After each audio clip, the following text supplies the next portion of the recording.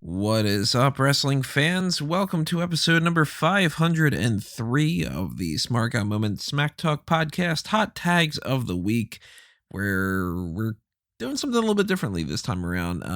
I'm going to be recording my thoughts on a few hot tags, and then I'm actually going to be switching things over to Rob and Callum separately, scheduling situations differently this week. There was a loss in the family, and my attention has been much more dedicated to more important matters. So I asked Rob and Callum to kind of take the leads for this one, and I wanted to make sure that I filled in some opinions of some of the things I have to say about this, because this was a busy week with some of the things happening that we would normally be covering in the hot tags, but a little differently. As you could tell, there was no main event this week.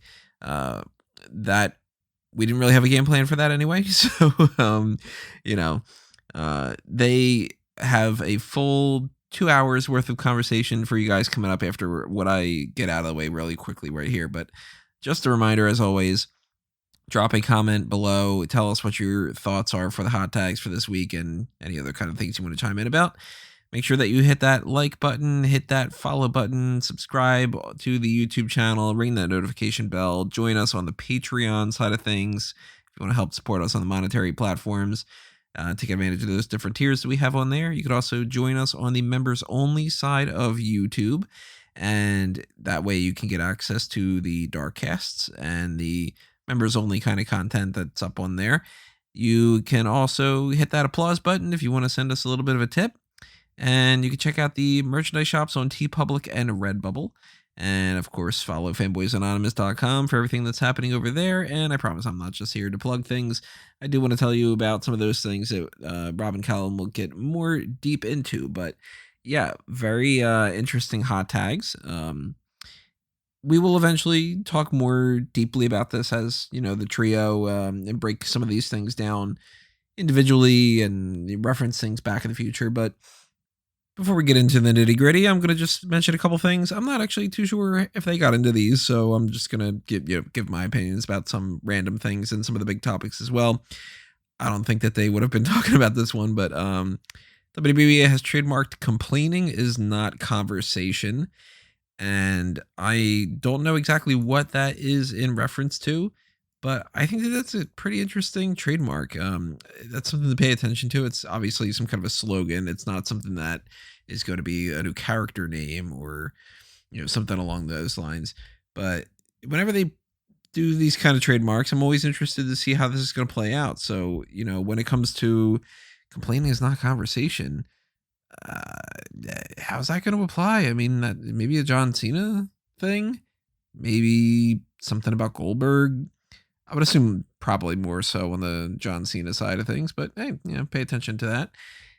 Also wanted to mention that Wesley Blake has decided on what his new ring name is going to be. It's going to be Weston Blake, which is pretty much exactly the same as what it was, except you just change a couple letters. So I think that that's a decent enough name. I don't think that he should have gone by anything completely different going forward, because it's a little bit jarring when somebody goes from being like, I don't know, just this isn't a particular character's name, obviously, because I'm just making something up. But if somebody was like James Anderson and then they just become like Kurt Williams, and you're like, who the hell's this guy? You know what I mean?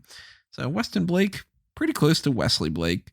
I mean, it's a right call to make. He said that Blake is his older brother. Weston is his last name. So, yeah, it's a good way to put it. I would have thought maybe Blake Weston.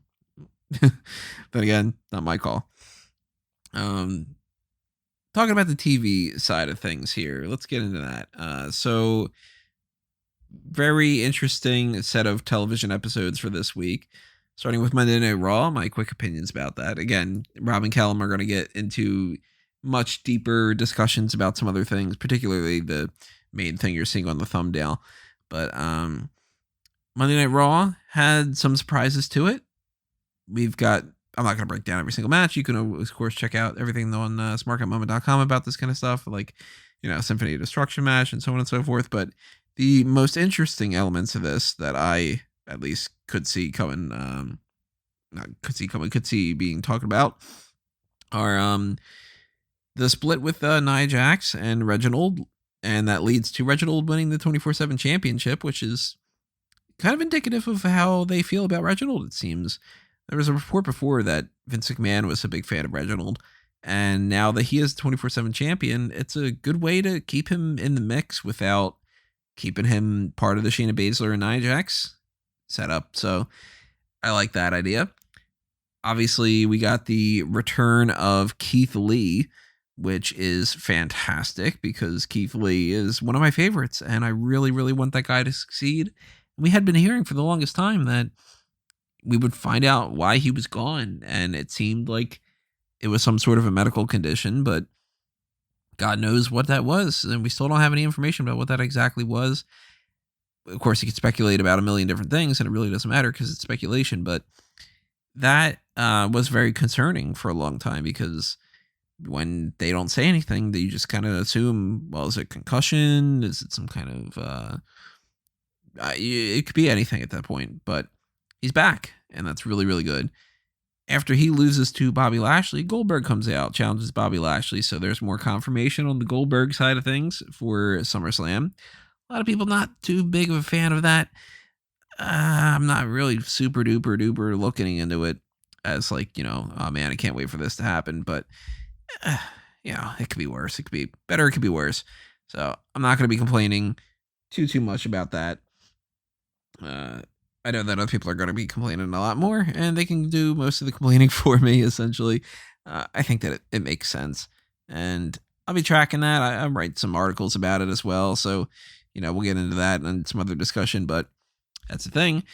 Even more of a problem in my mind is Karrion Kross pops up, and he loses his match to Jeff Hardy, and supposedly WWE is looking at this as, why is everybody complaining? This is just one thing that we're doing. Well, it's probably the wrong thing that you're doing that. And I don't understand their philosophy behind you have to have somebody lose to be able to motivate him going forward or whatever, because he could easily just be doing this kind of stuff that if we're leaning in the direction that they're going to have him just beat the crap out of everybody, he could do that by being jumped from behind, or he could do that from just being a badass or anything. I don't understand this idea that he should be losing his first match. Booking like that doesn't make a whole lot of sense to me, but then again, I'm logical. And we get Nikki Ash. I'm not going to say Nikki ASH every single time. I mentioned that before. Nikki Ash cashes in the Money in the Bank briefcase. She wins the Raw Women's Championship from Charlotte, which means not only does Charlotte have another super short reign, but, she is in a position where out of all the things that they could have done, they give it to Charlotte, and it's switched over to Nikki, and I still feel like Charlotte's the bigger deal out of the bunch. And I don't have a whole lot of faith in Nikki Ash's reign being something that's like, that they're really, really going to turn into the most positive thing in the world. But, maybe they are. Maybe they will do that. I don't know. I think that it's partially because they just want to get it out of the way. They don't want to work the Money in the Bank briefcase like two at the same time. I think that there's a chance that they do just want to rack up Charlotte's 16-time count. And I think that this obviously means that they wanted the cash-in to happen, and then that's why they took the belt off of Rhea Ripley. But I don't see Rhea Ripley winning the championship back anytime soon either. So I'm going to keep your eye on when it comes to those things. Switching over to NXT, the most recent NXT one, not the spoilers. We do have spoilers for NXT and 205 Live for the next little bit of time, but we got confirmation of NXT TakeOver 36 happening the day after SummerSlam, so that's pretty cool. We know some of the matches, but we don't really know some of the matches, so I'm not going to really go to spoil anything. You can check it out on smartcomama.com. But we do have some information when it comes to that. In the meantime, on the episode that you did see, just so I don't spoil anything for people that don't want to know about the spoilers, we got Samoa Joe feuding a little bit more with Karrion Kross. We got some stuff with Legado del Fantasma and Hit Row. It's pretty interesting things here and there. Xia Li seemed to have suffered a little bit of an injury. Hopefully she's okay with that match with Raquel Gonzalez. Not too much going on really outside of the spoilers that I don't really want to get into. We'll talk about that another time, but fun episode from what I had seen. On the NXT UK things, the main thing that we got there was that the takeover is going to include that Ilya Dragunov and Walter match. And that's pretty cool. That kind of makes it seem like they know that that's an important match. And I kind of think that maybe that means that Dragunov's going to win. Oddly enough, it's going to be in front of fans. So if that's the case, then maybe that's why they're doing it in front of fans. It's not a guarantee or anything like that, but wouldn't that make you think that that would be the case too? Just because they could have just done it in front of BT Sports. Maybe they just really want to have that kind of environment. I don't know. It's got me suspicious, that's for sure. So, not really much else on the NXT UK side of things. Over on SmackDown, before we bounce around to AEW, because we'll come back to AEW, but on SmackDown, we got the re-debut of Toni Storm. She is now a babyface. She has a new finisher.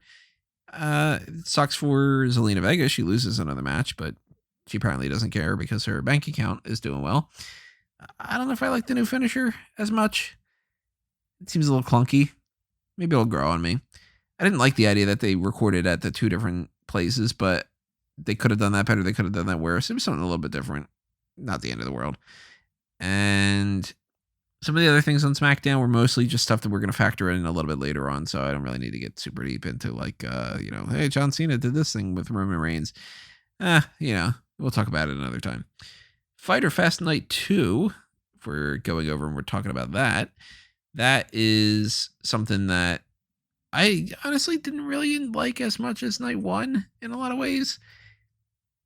Mostly the interesting thing that happened in my mind, the two interesting things, were number one, because I guess you could say three, but number three really didn't really factor as much into me. I don't know anything about Nick Gage, so I can't really talk about that. That's the number 3 one where I'm like, well, it's a thing. Doesn't really apply as much to me, but the two interesting things I should say are Chavo Guerrero replacing Vicky Guerrero as Andrade's mouthpiece, which I think is a much, much better fit. I like that a lot better. I like seeing Chavo too. He seemed like he was really interested in hanging around and having some fun. And Lance Archer beats Jon Moxley to win the IWGP United States Championship. Didn't think that was going to happen, so I'm very surprised about that. That match was pretty cool. I don't know anything about Hikuleo, so I can't really talk about, the chances for him winning the championship, but it seems like it's a possibility. And then I guess we should just get into it a little bit. At least I should just get into it a little bit before the guys do on their own separate recording that they did before I recorded this. CM Punk and Daniel Bryan are going to be joining All Elite Wrestling. All that speculation and all that hearsay turns out to be true. I don't know why it took him that long for CM Punk. I assume at this point, Daniel Bryan's been in the mix for discussion as soon as his contract was pretty much ending. Obviously not contract tampering, but as close as you could possibly get to starting to incorporate that kind of discussion into the mix. I'm excited about seeing both of them in All Elite. I think that AEW is the best place for both of them because WWE is just kind of too stifling for people that are in their headspace. Daniel Bryan, he wants to wrestle. He just wants to just wrestle. WWE isn't a full-blown just wrestling organization. They are much different in their approach to AEW. And Daniel Bryan's fought most of the people in WWE that would have been all that interesting. There's not only a couple people, there only is, I should say, a couple people in NXT more so than anything else that he has not had a feud with. And that would be kind of interesting because do you really want to see Daniel Bryan just up against the same names again? Daniel Bryan against Roman Reigns, Daniel Bryan against Seth Rollins, etc. It's the same old. But Daniel Bryan against Kenny Omega, and for that matter, CM Punk against Kenny Omega, and both of them against Cody Rhodes, and you got the same names that we name for everything else when it comes to that. I think that that's the best call for them. They would work less dates. They will probably make just as much money or, relatively as much based off of the amount of work that they're doing. Obviously, creative freedom is a huge, huge benefit to them. So that's a lot easier. They don't have to deal with the pressures of the Vince McMahon type of boss. WWE's been firing a bunch of people, so it's like it's not even job security. My short answer for this whole thing is I'm very excited about both. I'm disappointed that it's not just a world where everybody's just in WWE and everything's working better, but that's just my urge to merge everything. But I think that this is going to be great for AEW. I think that these are two of the most important steals that, well, it's not really steals, the two most important gets that the company may have ever had at this point, even more so in some ways than Chris Jericho. I'm more excited to see what CM Punk has to offer, but I'm interested in seeing both of them against a multitude of people. And high and low up on the card, you know, give me Daniel Bryan versus Jungle Boy. Give me CM Punk versus Hangman Page. Give me either of them against Jon Moxley with the gloves off, you know? So I'm very interested in that. We will talk some more about this a little bit later on. And we've got a whole 2 hours left in this podcast for Rob and Callum to dive deep into their discussions on these. So thank you for checking out my portion of this. Continue checking out what these guys have to say. Thank you for all of your support. Thank you for sticking around. Thank you for listening. Thank you for everything that, you know, I can say. And we will be right back with Rob and Callum's side of things. For me, I'm being counted out, but, you know, I'll talk to you later, everybody. What is up, wrestling fans? Welcome to episode 503 of the Hot Tags here on the Smart Out Moment YouTube channel, Smack Talk. It's a bit of an odd one because you would usually be hearing Tony's voice right now. Instead, you're hearing me. Of course, me being Callum Wiggins. I'm joined, as always, on the Hot Tags by Robert D. Felice. Callum, it's an honor to be here with you on the Hot Tags. And yeah, we got no Tony this week. He's handling some personal stuff, but we're going to soldier on. And you should be hearing his voice as he told us he would add something in the middle of this, just giving his opinion on certain things. Yeah, absolutely. So you will hear a little bit of Tony, but for the most part, you'll just be hearing us talk about this because we thought, even though there has been a few bits and pieces going on like behind the scenes over on this Mark Out Moment side of things, these are some of the hottest hot tags that you're ever going to handle on any week of wrestling history. So I feel like it was important that we get this out. It's important that this shows that we continue the trend, obviously. Don't want to just miss a week, especially a week as big as this. Yeah. I don't know how long this is going to go for. It's going to go for a while, but it's also important, you know, we show Tony that, hey, it's okay to take a break every now and again. We got this. And honestly, there's probably no better hot tags for you to be on because we got some big ones. Yeah, it's definitely a dive into the deep end here.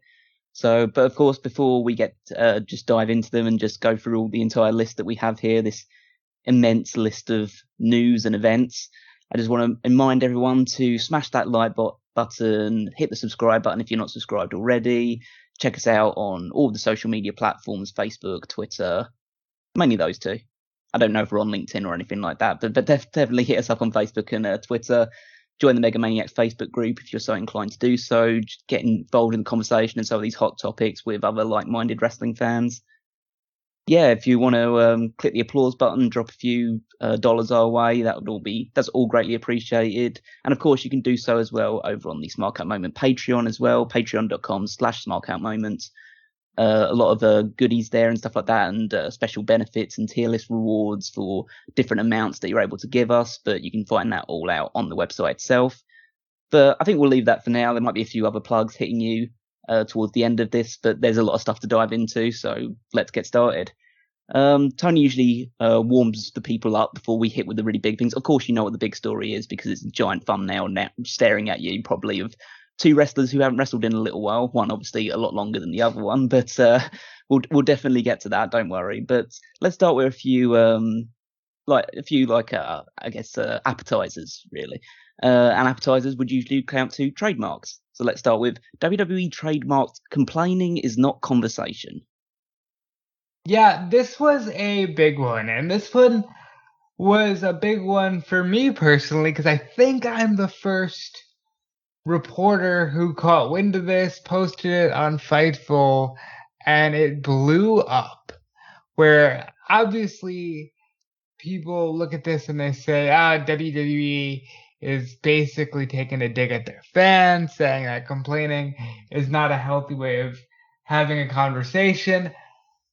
I think it's incredibly ironic. It does sound like something Stephanie McMahon would say on a PR call, but I also look at this and think, oh, Bray Wyatt's on his way back. Yeah, I was going to ask really just as the general term, because it does seem like it's going to be like a dig towards fans in general, just because, yeah, it's what WWE fans now do, like the idea of Paul and his friend Mark not watching anymore and stuff like that, just turning off and going away, but just going to complain on the internet. But who do you think you're basically saying that this is a gimmick geared towards Bray Wyatt's new character if he comes back with one? Yeah, well, no, I think it sounds very much like something you would hear on a kids show. Like, hey guys, complaining's not conversation. So if they start the Firefly Funhouse again, I can see it going there. But Bray Wyatt's whole gimmick has been abducted by Alexa Bliss. So maybe it's for her. Yes. I really don't know. It's a crazy trademark when you think about just the nature of wrestling. Yeah, it does feel like it's a little more than tongue-in-cheek, that one. But that is not the only trademark news that I have listed down. I see here as well that WWE has applied to trademark Earn the Day. That's straight up John Cena. Yeah, absolutely. That's very much it's like something that he would post on one of his aspirational Twitter threads. So, I mean, we're going to talk a lot about Cena on this podcast, I imagine. But yeah. It's a great trademark for him because that's exactly what he does. He earns the day. AEW has also applied to trademark The First Dance. That's an interesting one. I wonder if that's got anything to do with the announcement Tony Khan will be making regarding a live event next week. We also have a slightly odd individual one. Max Caster, obviously of AEW, part of the Acclaimed, is trademarked the phrase "best wrestler alive." Yeah, and you know what? I think it's amazing that nobody else had that trademarked. No, it's a good one to hit up if you haven't got it, if no one else has like dived into that already, because we've always had things like best in the world. I mean, multiple people, including the people that we'll be talking about later on in the show, have proclaimed that phrase and the GOAT and stuff like that. But best wrestler alive, I guess, hasn't really come into the conversation that much. So to pick that up is going to be a boon for someone, especially who is as prominent on the microphone as Max Caster is. So, see where he goes with that. Good for him. I definitely think he's going to be a big deal. He's on TMZ every day now. They worked out some kind of a deal where he's just rapping every day about sports news. So good for Max Caster. AEW is rapidly picking up some major wins. So let's see. I mean, there's so much stuff here. I'm just going to be bouncing around a little bit across all things. I'm trying to save some of the bigger stuff till last. Let's talk about Canyon Ceman being let go. That's finally. Right. Yeah. So, this was reported a couple of weeks ago that this had happened, but then it was essentially retracted, or they said, "Oh, we shot the gun too soon." There were reports that he'd already been let go, but he hadn't, and now it seems to be absolutely official that he has been let go. The senior vice president of talent development. That's insane. Because it was insane. Weeks ago when we heard the news. I think he's let go around the same time as like Fandango and Tyler Breeze and all that. But now it's like you had like 3 weeks to stew, thinking you might be safe, and now your release is public. A lot of people don't like this guy. I've seen Dr. Tom said a lot of heavy words about him. Cornette said some pretty mean-spirited things about him. He's one of those guys that I guess rubbed a lot of people the wrong way, but it's truly a new day in WWE. Yeah, absolutely. Yeah. So to lose someone in that prominent position, especially one associated with talent relations, because WWE hasn't seemed to be particularly good at the talent relations side of things, particularly right now, because, well, primarily the job of talent relations right now seems to be saying, "We wish you best of luck in your future endeavors" to about half the roster, but honestly, I'm kind of disappointed with that. That's just because his surname is Seaman, and I think we could have gotten a lot of mileage out of that. Well, they did edge for several weeks there, but now the semen hasn't been released. Okay, I'm going to move swiftly on from that. There's no time for these sort of jokes. There's too much news going on. Reports are suggesting from Fightful Select as well that Randy Orton is currently out of action and has been for a while, and they're hopeful that his return date will be on August the 2nd. That's good. I miss Randy Orton a lot. I miss him. He's fucked up my fantasy league with not appearing too much. He's doing some good stuff with Riddle. It's hard to believe, Callum, that it's been a year. It was a year ago that I was like, oh my God, Randy Orton is on this like surprise great run going up to SummerSlam with McIntyre. And he seems to have fizzled out in the last few months. Because even though he did win at Mania, he won at Mania in a match that seemed to get Alexa Bliss over, and I feel weird that all he's done since then, he was supposed to fight Braun Strowman. He didn't, and then he had a thing going with Riddle, and then he just sort of disappeared. So whatever it is, I'm glad he's supposed to be coming back in a couple of weeks, and I can't wait to see it. Yeah, that would be it's definitely beneficial for the tag team app because it seemed like it was a lock. The SummerSlam match is going to be AJ and Omos versus RK Bro for the Raw Tag Team Championships. But obviously that match can't happen if one of the participants on the tag team side of things isn't available. Unless they draft in, because I guess it was like the Riddle's had this before in that Pete Dunne wasn't available at the start of the pandemic, so they drafted in Timothy Thatcher to be his tag team partner. So maybe they could do that again, but the RK Bro dynamic has been one of the only highlights of Raw this entire year. So it would be a shame if that had to end due to an unfortunate injury to Orton. That's so crazy. That RK Bro, which wasn't even supposed to be a thing, just sort of took on like wildfire, you know? Something that I saw here that I don't know if I have much to comment about here, but the Surreal Life is coming back, and CJ Perry, Lana, obviously formerly of Lana in WWE, is involved in it as well.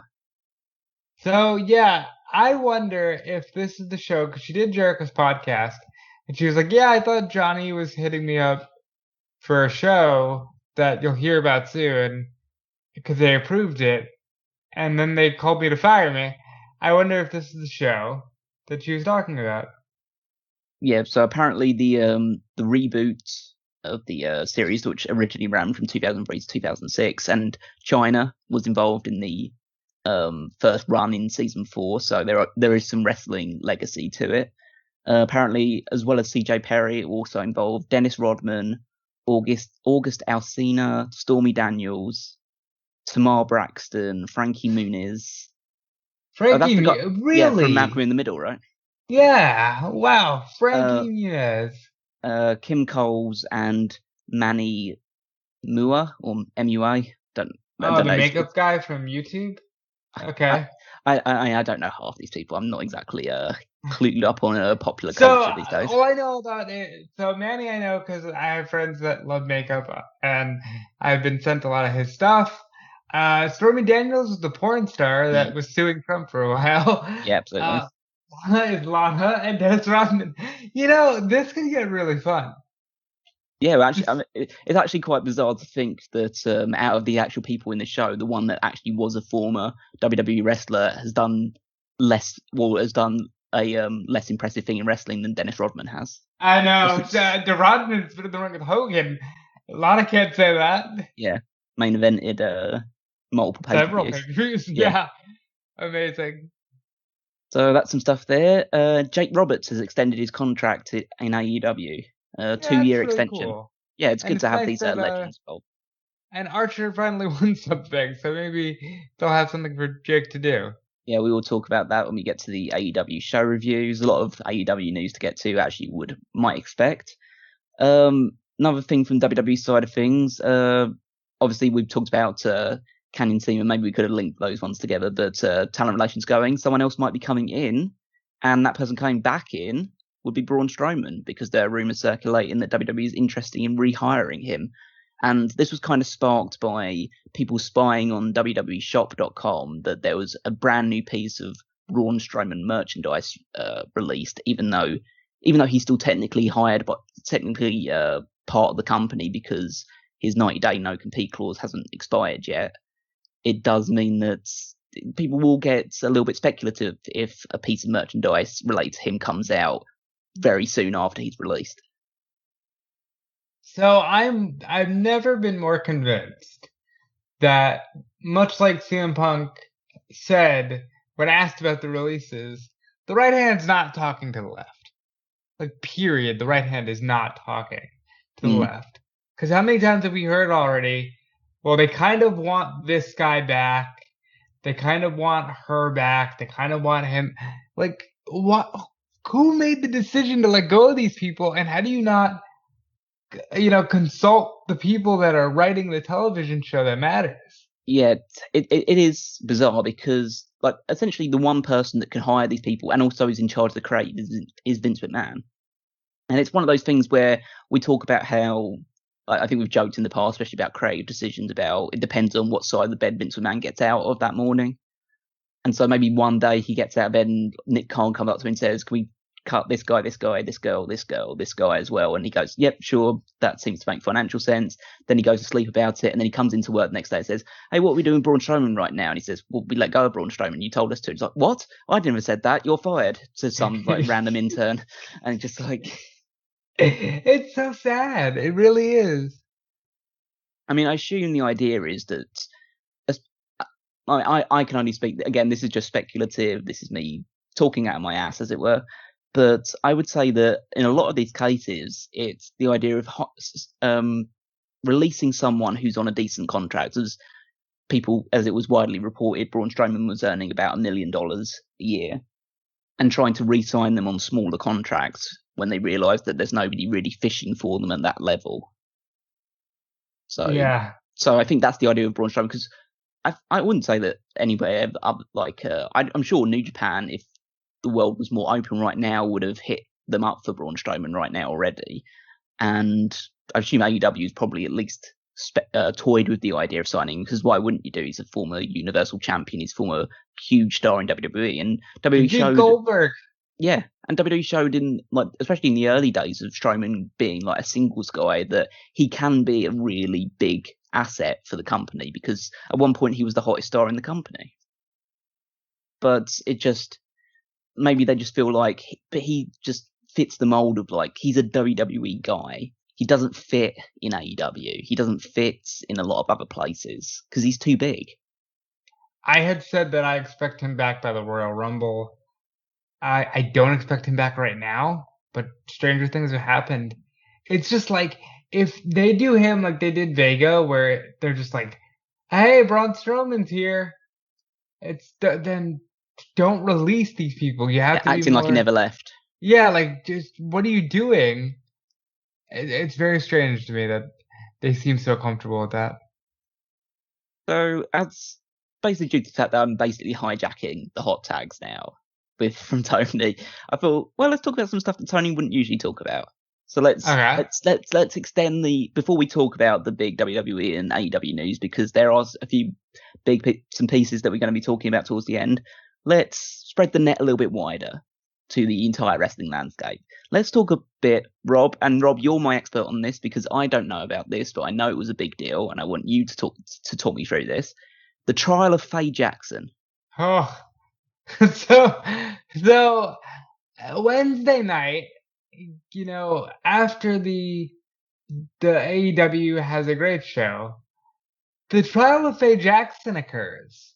And basically what had happened is Faye Jackson, former independent women's wrestler, said, I'm so certain they won't give Big E the briefcase that I will drop nudes on the timeline if they do. And then, of course, they did. And, of course, she did not. And Sugar Dunkerton, formerly known as Pineapple Pete, your co-host, was my co-host on the Fightful SmackDown podcast just yesterday. And he said, I am taking you to court. And they had a Twitter trial conducted via Twitter Spaces, and Callum, they broke the system twice. They had names there from Austin Creed to Drake Maverick. They had D'Lo Brown was there. Tasha Steelz of Impact Wrestling acted as the judge. Big Swole of AEW was the attorney for Faye Jackson. It's insane to me how simple it is, and how if you get the right wrestlers in the room, doesn't matter where or how, because even if it's comedy, if it's good and entertaining, it will gain some traction, because the trial of Faye Jackson trended #1 on Twitter. Yep. Which is insane to me. Yeah, it's a really big deal, especially for someone who is now a former wrestler, as I believe, right? She's yeah, I asked Sugar that. I was like, yeah, does this bring her back? Because there's obviously interest, and yeah. You never she only really retired a couple of months ago, right? Right, it was after Mania, because she had an injury, and of course, at that level, when you have an injury, it's sort of like, maybe I do need to take a step back. But man, how cool is it that wrestling can still bring people together on that level? Yeah, it's definitely a cool thing. We'll talk about some news that tears more people apart, really. But we'll it's the most inclusive and divisive entertainment medium there probably is, other than the Marvel universe. But it's so weird. But they are Marvel, so that's fine. I enjoyed that. I enjoyed the fact that wrestling was really praised this week, though. Let's talk some New Japan news, even though obviously we will be talking a little bit of New Japan stuff when we get to AEW Fighter Fest Night 2 as well. But more specifically, more close to home with New Japan, Kota Ibushi has gone down with aspiration pneumonia. Apparently not completely non-COVID related, but this comes again. This seems to be hitting New Japan from all angles recently. Like the worst thing at the worst time, because he is supposed to be main eventing their big stadium show on July 25th, facing Shingo Takagi for the IWGP World Championship. Do they still call it the IWGP World Championship? It's the World Heavyweight Championship. Yeah, the World Heavyweight Championship. Yeah, so he's meant to be taking him on. It says that they're hopeful that he'll be back for that show, but obviously with a condition like this, you need to take a safety first approach. And yeah, just more awful news in a very awful spell right now for New Japan. I know that was it Tanahashi said? Yeah, hey, he would step into the breach. Yeah, so we could see that instead, and that I'm sure that would be a great match as well. It's just a lot of. I mean, this has happened a lot of times with New Japan recently. Of like their top stars in the title matches getting injured. So they've already had Will Ospreay injured, having to drop the championship. Prior to that, there were other issues with Kota Ibushi as well in terms of injuries and stuff along those lines and illnesses. Yeah, it's been a rough time for New Japan. Rough year, and basically since the outbreak, it's been. And it's been so hard to get back into them because of it, and it's unfortunate because obviously when they're on, there's nobody better, and they're doing a lot of cool stuff with like Impact and AEW and the Forbidden Door kind of thing, but they just can't shake these terrible illnesses and things of that nature. But on the positive side, Hiromu Takahashi is cleared. That is true.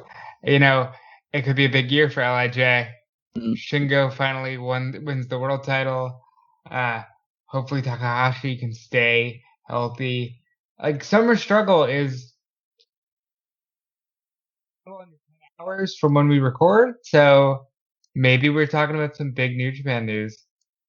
Yeah, it would be good to talk about some of that stuff because it's just so hard to get back into these days. But the G1 is coming up pretty soon, so we can see how that goes as well. Obviously, right now Japan's more concentrated on the Olympics as well, so I wonder if there'll be any association with that, but we'll see going forward.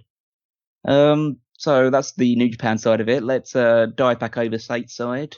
Let's talk about Impact Wrestling, because Impact has had a big week as well. Obviously, maybe not so big as the stuff that's been happening in WWE and AEW, but I'd say it's a solid third place in the promotions that have gone tongues wagging this week.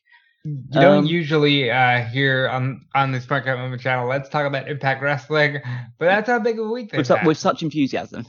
Yeah, like, that is the week that they've had, because they had Slammiversary, right?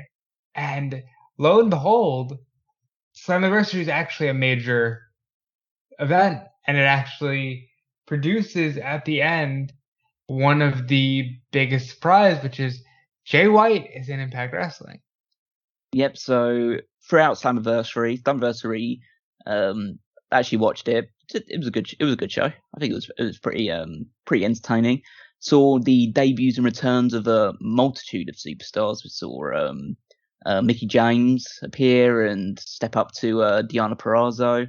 Saw Thunder Rosa challenge Deonna Purrazzo for the Impact Women's Championship on the Knockouts Championship, falling short. Juice Robinson and David Finlay came back for a match. Well, not much of a match, but it was technically a match. They were in the ring for about 30 seconds, but yeah, you're right.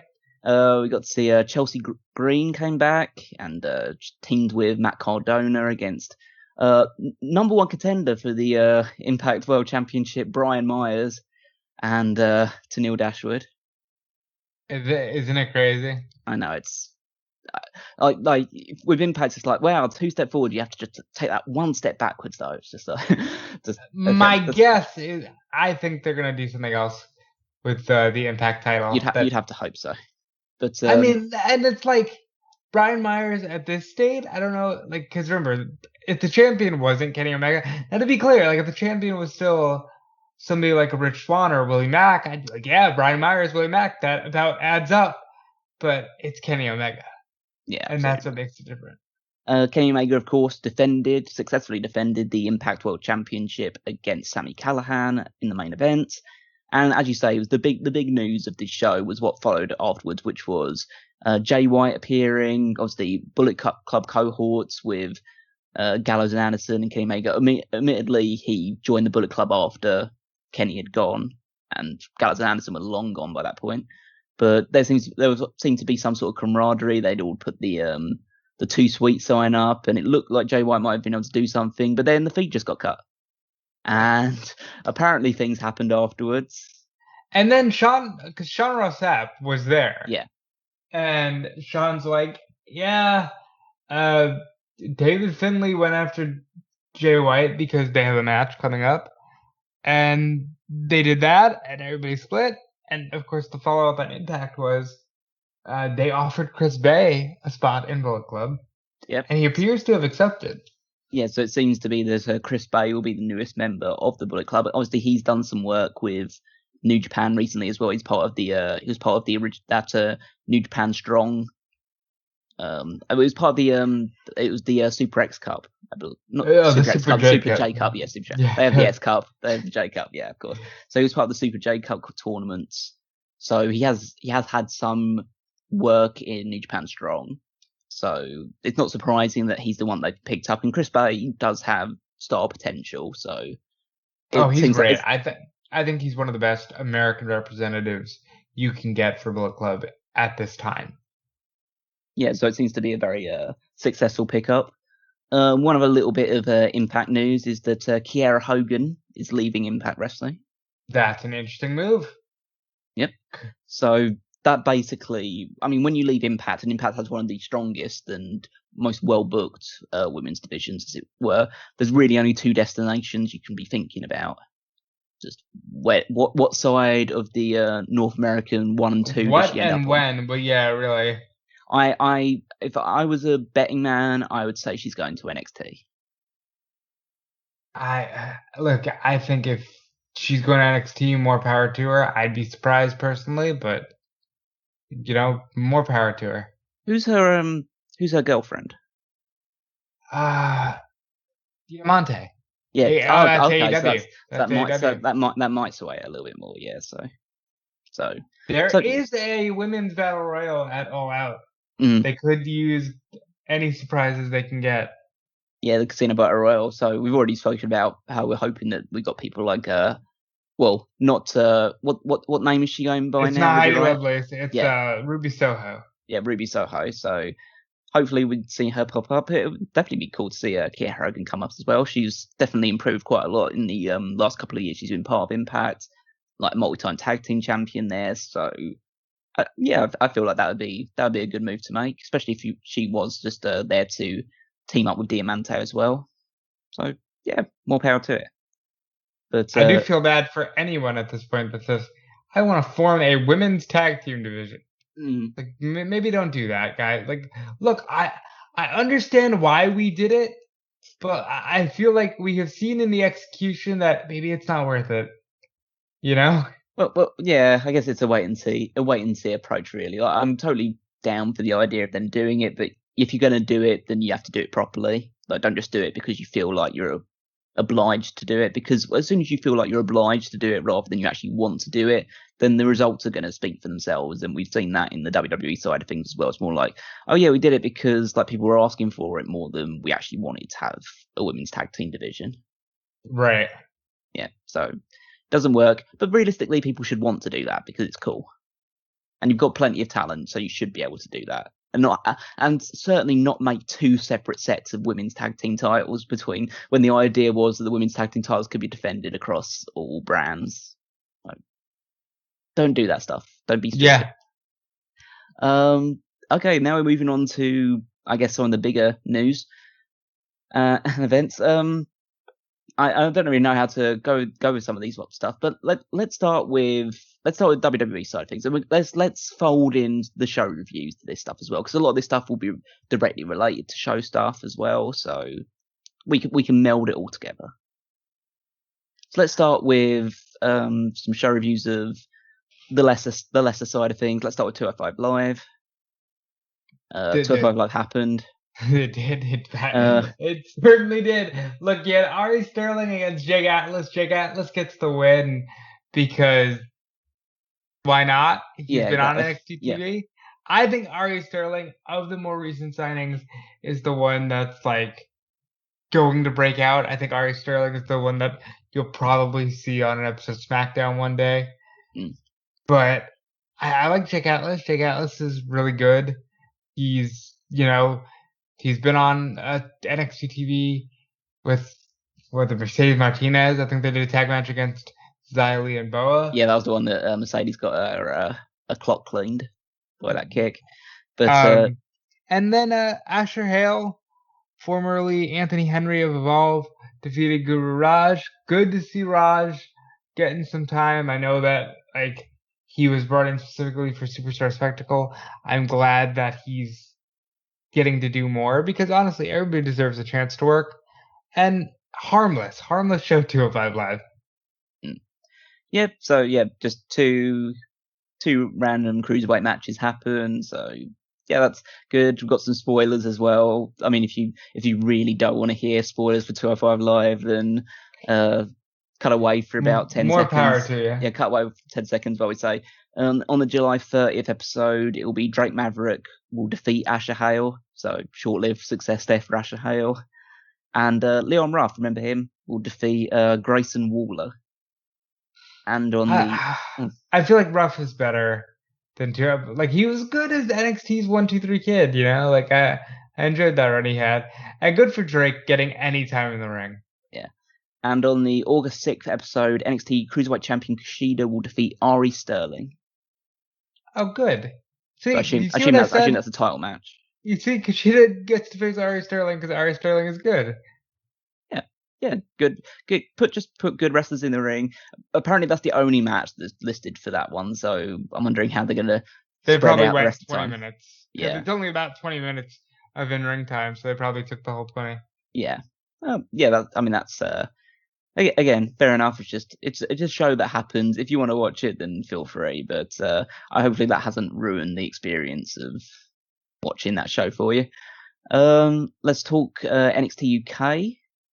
A little bit.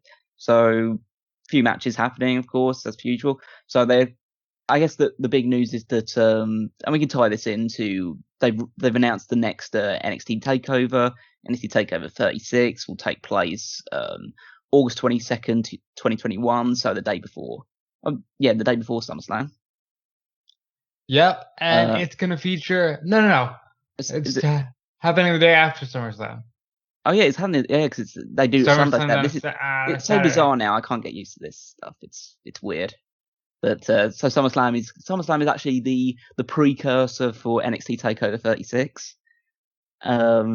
With the announcement over on the NXT UK is that there's going to be an NXT UK Championship match at NXT Takeover 36. Not a specific NXT UK takeover, but just the main takeover show. Walter will defend against Ilya Dragunov.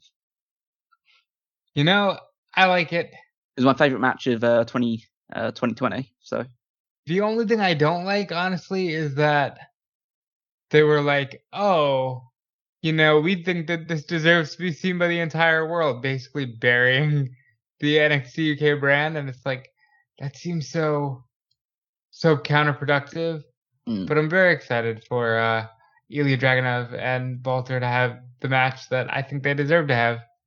Yeah, just put a killer match in front of fans this time, even though I did actually quite enjoy the fact that their previous match was in an empty crowd pretty much, because you just hear Walter beating the shit out of him, and I imagine it'll be more of the same.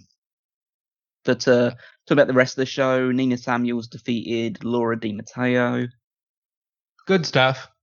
They have a good women's division. Apparently that was Nina Samuels' first match since February. Oh, oof. Yeah.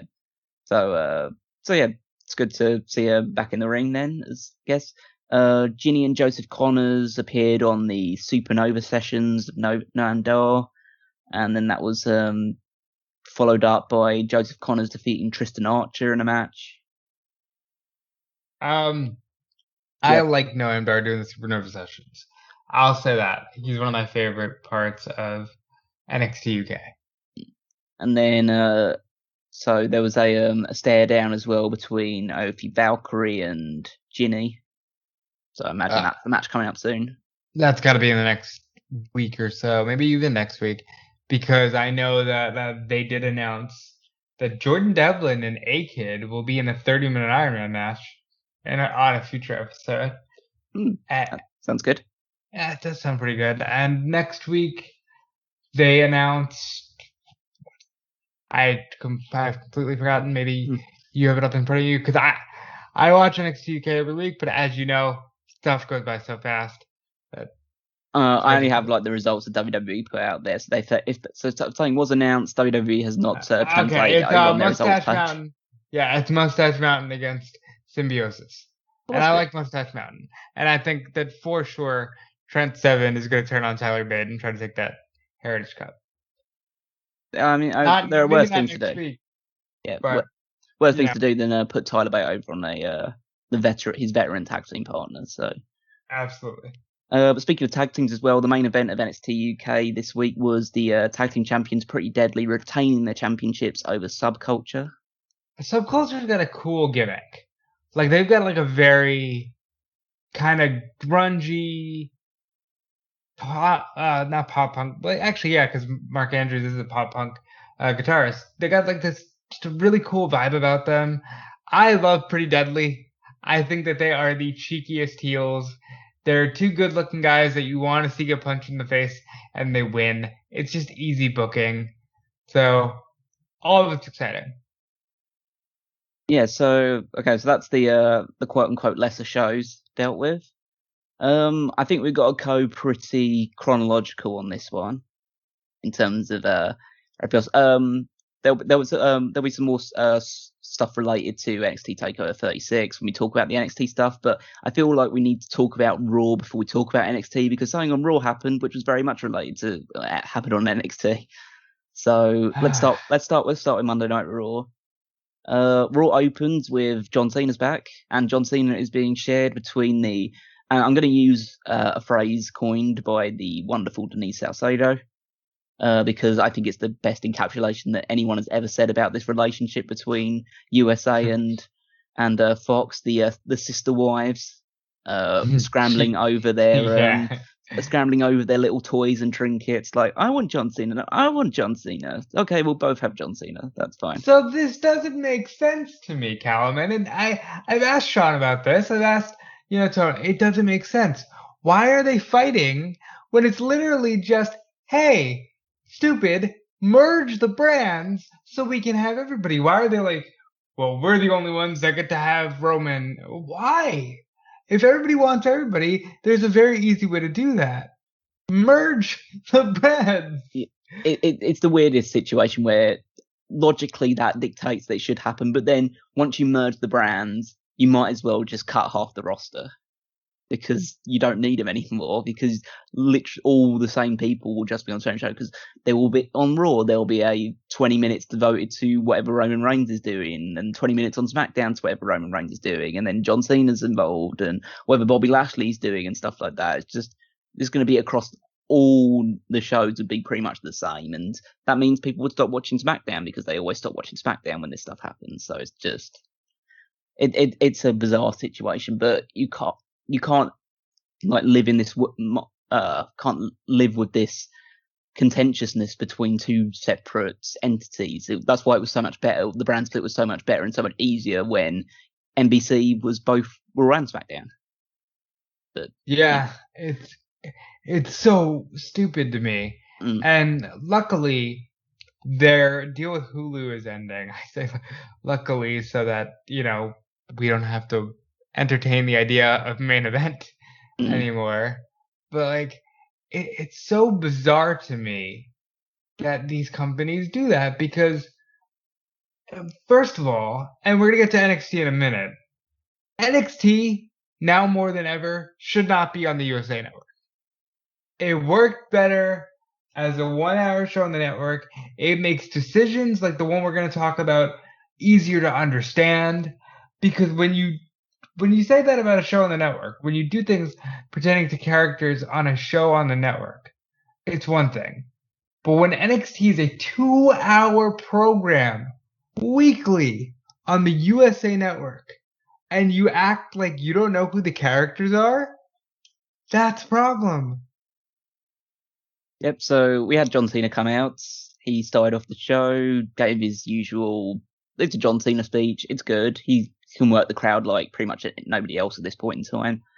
And he endorsed Riddle for a little bit as well, made jokes at Roman Reigns' expense, basically said that he's going to challenge Roman Reigns to the Universal Championship because Roman Reigns is in a bleep, because, well, they have to cut these things out. So you can't say asshole, but you can say bullshit. Yeah.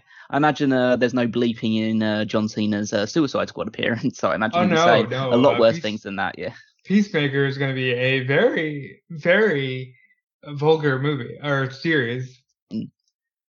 So moved on from that. That was one of the highlights of the show, one of like 2 or 3 depending on your perspective. But move on to Matt Riddle and the Viking Raiders defeated John Morrison, AJ Styles and Omos. And then it was announced afterwards that the Viking Raiders are going to have another match for the Tag Team Championships. I want to put this out there. The Viking Raiders were supposed to wrestle for the Tag Team Championship on Raw this week. That match gets moved to the pay-per-view. I guess as a make good for losing Bayley and Bianca. They lose the match, fair and square. Yet somehow they're like, oh, well, we need to have another match for these belts. So they're going to get a match on TV. It will be next week. I have no faith in them winning those belts because it's all about Omos and Styles. Well, yeah, exactly. Well, I mean, we'll talk about more of this attitude WWE have on SmackDown, where losers get multiple title opportunities because, reasons. Yeah. Reasons indeed. Jackson Riker defeated Elias for the 5th time in 6 weeks in a Symphony of Destruction match. Stupid, right? Like, why is Jackson Riker?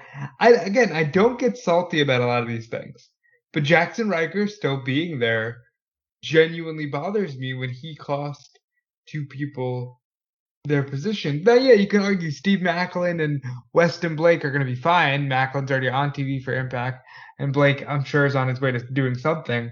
But you still cost these people their spots. The fact that you're there feels weird to me. Not only that, like, they cost him it and he's still there. He's there and he's being pushed. It's Yeah, like, it's of all so people weird. to push, it's just the most bizarre thing. But these things happen, especially in this company. Nia Jax and Shayna Baszler lost to Natalya and Tamina, but the post-match stuff was the most interesting because Shayna Baszler looked like she was going to cause a wedge between her and Nia Jax by saying that Reginald is the problem. Nia Jax goes to seemingly comfort Reginald, then headbutts him. He completely no-sells the headbutt because he doesn't know how to work. And then all the 205, not 205, the 24/7 geeks, even worse than the 205 geeks, the 24/7 geeks run out. Akira Tozawa gets in the ring. He's dealt with some flippy stuff by Reginald. Reginald pins him, becomes the 24/7 champion. And yeah. I think this could be a fun way to, if they're good about it, you can maybe revitalize the 24/7 title. I don't see this as a negative because first of all, it gets Reginald away from the women's division, which is which needed to happen almost a year ago at this point. Yeah, I have no idea what's happening with both Nia Jax and Shayna Baszler, or obviously Natalya and Tamina are tag team champions, but they're seemingly going to lose it to Nox and Shotzi soon. But we'll see how that goes. But yeah, having a very flippy guy who is very acrobatic and can get out of some funny spots by the chasing 205 crew, no 24/7 crew. I keep saying 205 because it's just a bunch of losers, and it's just yeah. So I guess that could be more entertaining than just someone going up behind someone and rolling them up, which has been the case for the last 18 months. Yeah, and I'm glad that R-Truth seems to be moving away from this. Let's see what Reginald can do with it, and hopefully it's something good and it revitalizes the whole thing. Sheamus defeated Humberto Carrillo for what seems to be the 50th time in a number one contenders match, where obviously it's basically the AEW. They ripped AEW's idea. They now do these championship contender matches where, hey, here's the reason why we keep putting these non-title matches together. They now gave it a name thanks to what's gotta be. Well, AEW did it, so we can do it. Yeah, so Sheamus wins when Damian Priest was watching backstage. So obviously the program moving forward, seemingly for SummerSlam, will be Sheamus defending against Damian Priest, which will be a far more competitive and probably better match than this. It's weird that I think after that Priest should drop it to Karrion Kross, provided that Kross is actually doing well in the brand. I'm not sure where on actual Raw this fit in, but I'm looking at a review of it and I don't see it mentioned, so I'm going to mention it now. They did the Alexa's Playground segment. Oh, that was very much towards the end. Yeah, I know, but I'm just going to mention it now because who the fuck cares? It's because more the stuff that happens next is the most talked about stuff on Raw, so I want to get this out of the way. It was with Eva Marie and Doudrop.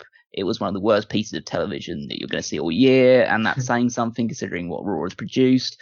With Eva Marie talking like a robot and then falling over like she'd never fallen over in her life before.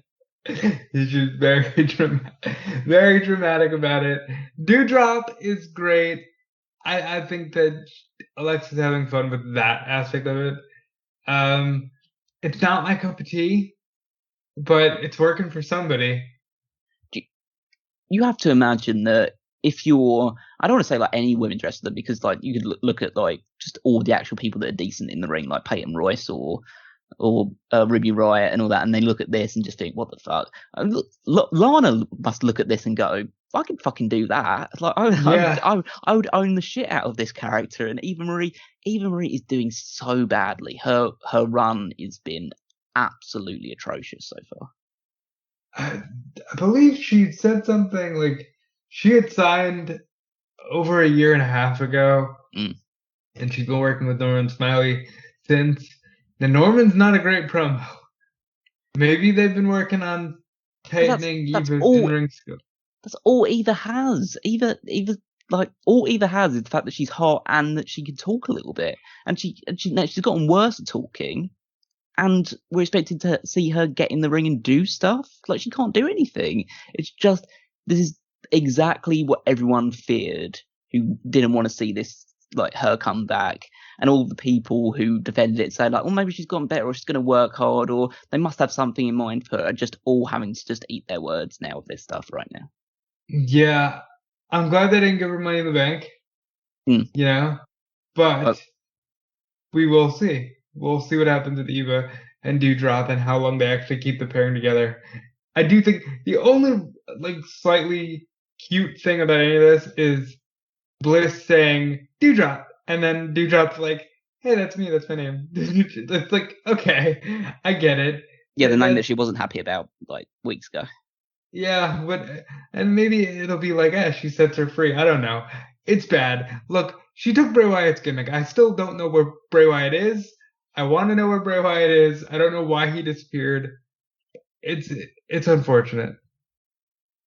So let's move on to some more unfortunate stuff, because we had Bobby Lashley in the ring, fresh off his decimation of Kofi Kingston at Money in the Bank, and he issues an open challenge, and who responds to it? Not Xavier Woods to avenge him, not Big E with the Money in the Bank briefcase challenging him for SummerSlam, but a returning Keith Lee. Without spoiling what they did on SmackDown, I wish they would have done what they did on SmackDown here. So Keith Lee's back. He's been gone for since prior WrestleMania, and back in Texas, back in his home state, he gets a big match with the WWE champion. Goes less than 5 minutes and he gets defeated pretty handily. Yep. And by the way, Keith Lee was building towards beating Bobby Lashley for the U.S. title when Keith Lee left. So that's unfortunate. Yep, so that happens, but never fear, Goldberg is here to save the day. Yeah. Oldberg walks up to the ring, he gets in Lashley's face, says that he's next, and so this is Goldberg's second match. He's had two matches, this will be his second match this year. They've both been for the WWE Championship against the two guys who've basically had the WWE Championship all of this year.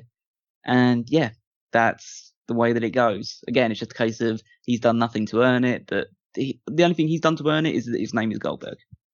And listen, on the one hand, I can see the reason for it, because Goldberg is a marquee name. The other thing is that, well, Goldberg could just wrestle anybody in the card and still get the marquee name on there. Why doesn't he? The thing with, I know many people have mentioned it, but the thing with Dolph Ziggler was perfect for Goldberg at SummerSlam. Why does he have to fight for the WWE? Why does he have to fight for the WWE Championship?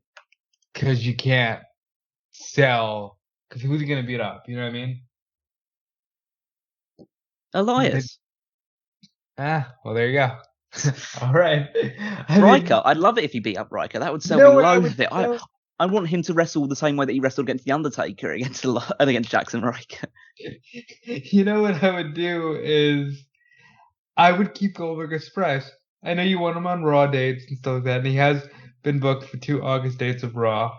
But if you're not, I'd keep him away from the belt, and if you're not going to put him for the belt, just have Elias. Hey, who wants to walk with Elias? And then Goldberg's music hits. Spear, jackhammer, 1, 2, 3, we're out of there. Yeah. I think Goldberg loses here because he has to. Because I don't see Goldberg being WWE champion. It's a weird thing. I know obviously these things can change because contractually Goldberg has 2 matches a year. And this will be a second match. So logic dictates that he won't be winning the title. Obviously we'll talk about this more when we do our SummerSlam predictions. But basically WWE could just pay him to do another match to drop the belt. Saudi Arabia. Yeah, of course. They'll pay him for that, yeah. But I just feel like my prediction right now would be say that Lashley retains, but at least we know that there's going to be a match. There's going to be at least one match on SummerSlam that's going to go 5-10 minutes and then end one way or the other. The exciting thing here is that John Cena and Bill Goldberg are in a race to see who will be the first to capture all 3 of the WWE, the World Heavyweight Championship, and the Universal Championship. Goldberg is only missing the WWE title. Cena is only missing the Universal title. It's a race. How exciting. It's cool news. I think it's especially cool if John gets it, because John is Mr. WWE. It's weird if Goldberg gets it, honestly, because he's not even a WWE guy. He's really not. Well, now he's one of WWE's guys, because he's the one that they keep going back to. I think they're just excited that they've gotten him to agree to a couple of matches a year for so long. It's absolutely insane. We know what else is insane? On a show that features the return of John Cena, a return of Keith Lee, a Goldberg coming back, obviously, a successful cash-in the main event, which is already a women's title match. The biggest news story, the biggest thing that anybody was talking about coming out of Monday Night Raw was Jeff Hardy got no more words back. Yeah. It's wild, right? Like, I remember when they gave him no more words.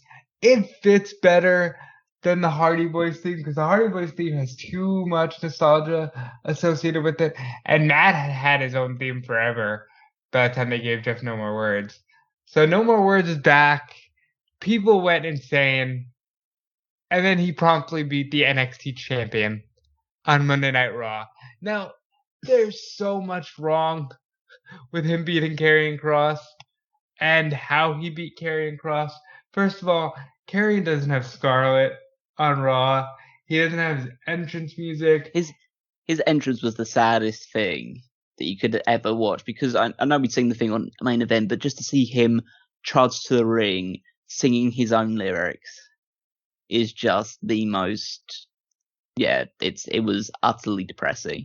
Then he gets in the ring with Jeff Hardy. Jeff Hardy has been, I obviously don't want to tout too much, because obviously you should be subscribing to this Market Moment Patreon above all else. But if you do have any extra spare change going wrong, I would suggest signing up for Fightful Select just to hear Alex Pulowski shout the word "Veer" multiple times down a microphone about the fact that Jeff Hardy lost most recently on main event to one of Jinder Mahal's sidekicks.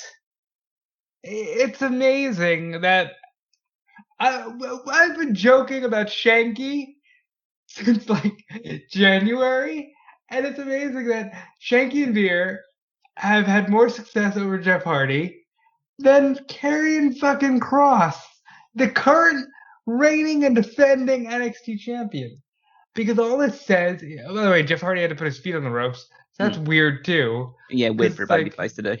Yeah, and it's like, at the very least, Karrion should have gotten up, beaten the shit out of Jeff Hardy, and posed with the NXT title. Because, my God, what are you doing here? You stripped away everything that makes Karrion Kross worth a damn.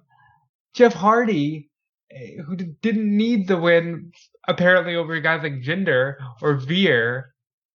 Jeff Hardy's now beating Karrion Kross. And it's like, oh, business as usual. Yeah. I mean, there is so much to unpack with this one, and so we can't mention all of it because we've got so much more still to cover. But the main things to take away with this for me is that Karrion Kross was wearing the NXT Championship, so it's not like they were trying to hide that fact or anything along those lines. The fact that he came out to absolutely zero reaction suggests that so many people just don't, even though NXT is on the USA Network and is like actually like a show that's broadcastable and people who watch Raw on a week-to-week basis can watch NXT as well. Nobody knows who he was. Like, he got virtually no reaction. Jeff Hardy got a huge reaction when he came out and won, so this idea of nostalgia going against the new guys is still running strong, and it's been backed up by fan support. And just the idea that you spend so long building up a guy as your NXT champion. He was completely undefeated up until this point as well. The only other loss that he'd had was in a tag team match where he wasn't the one that was pinned. And yeah, it's absolutely self-destructive. And this has opened up a lot of discourse about the discussion that Vince McMahon is punishing NXT or is showing disdain towards NXT because they failed to defeat AEW in the Wednesday Night Wars. Or just the idea that he's just given up on NXT in general, in the same way that he gave up on the ECW brand or lots of other ventures they did before. Just saying, like, NXT is a failed project, and I'm going to treat it as such. It's just like, this is what you do to a promotion that, like this is what they did to WCW when, as we covered through like 2001 Wrestling Odyssey, they did it through the Invasion. They were the loser promotion, and he treated them like losers in the Invasion. This is what he's doing with NXT now, which is the most bizarre thing in the world because NXT is his fucking property. But it's not, it's Hunter's. Yeah, I know, but But that's got to be it, right? Like, Yeah. that has to be Like, it. there's no logical explanation as to why Cross. I know you're fucking robots, Pete Rosenberg, who's like just eating up WWE money and spewing out whatever garbage they want him to say. We'll just like say, oh, just wait for the plan to unfold. Oh, you don't know what's actually going to happen yet. But just there's no logical reason why you have your NXT champion who's building up, as we'll talk about when we do the NXT review, for a big match with Samoa Joe at the upcoming takeover, who's been undefeated across the entire thing. There is no logical reason why you would have Jeff Hardy beat him. If you want to give Jeff Hardy a win on Raw, have him beat whoever. Like, have him beat Cedric Alexander. Or have him beat Shelton Benjamin, because Shelton Benjamin's doing nothing recently. So just have him win a match, have no all words come back, the crowd goes home happy, Jeff Hardy wins, have Karrion Kross destroy R-Truth or something.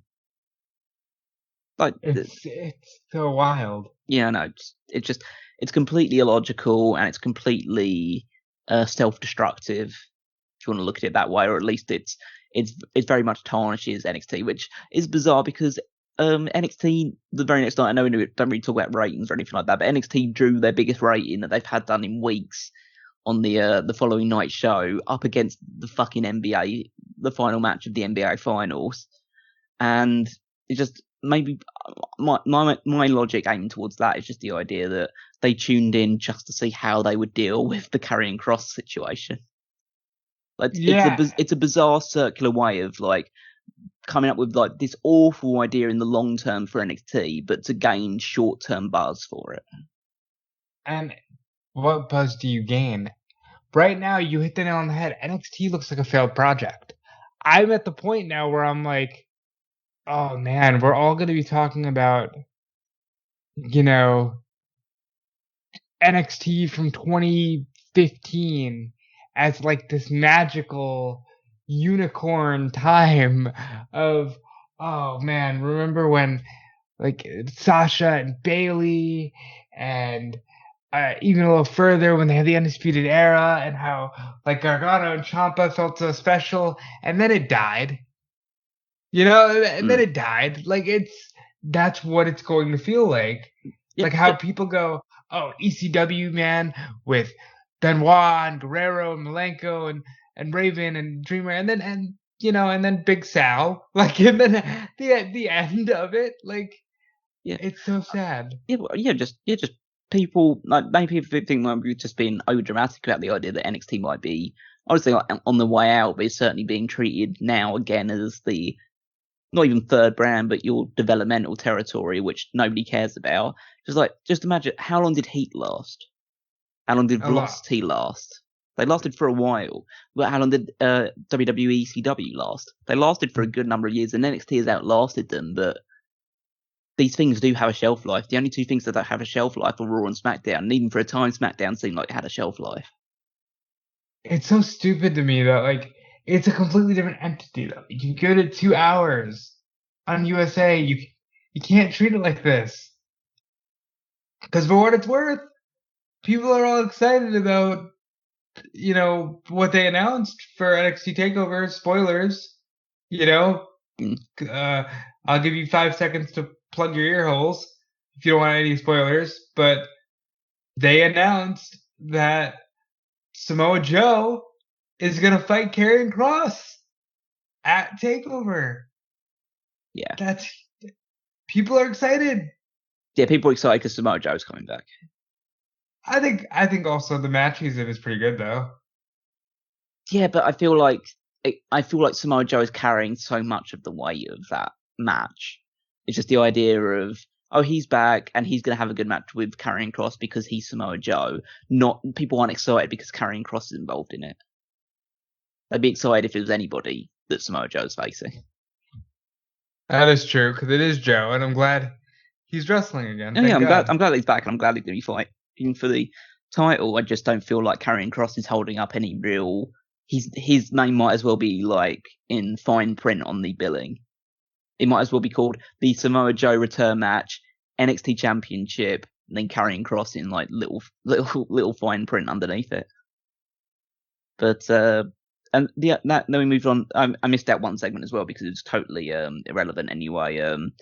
Drew McIntyre basically beat up Shanky with a steel chair for about 10 minutes, and yeah, that was something that happened on Raw as well.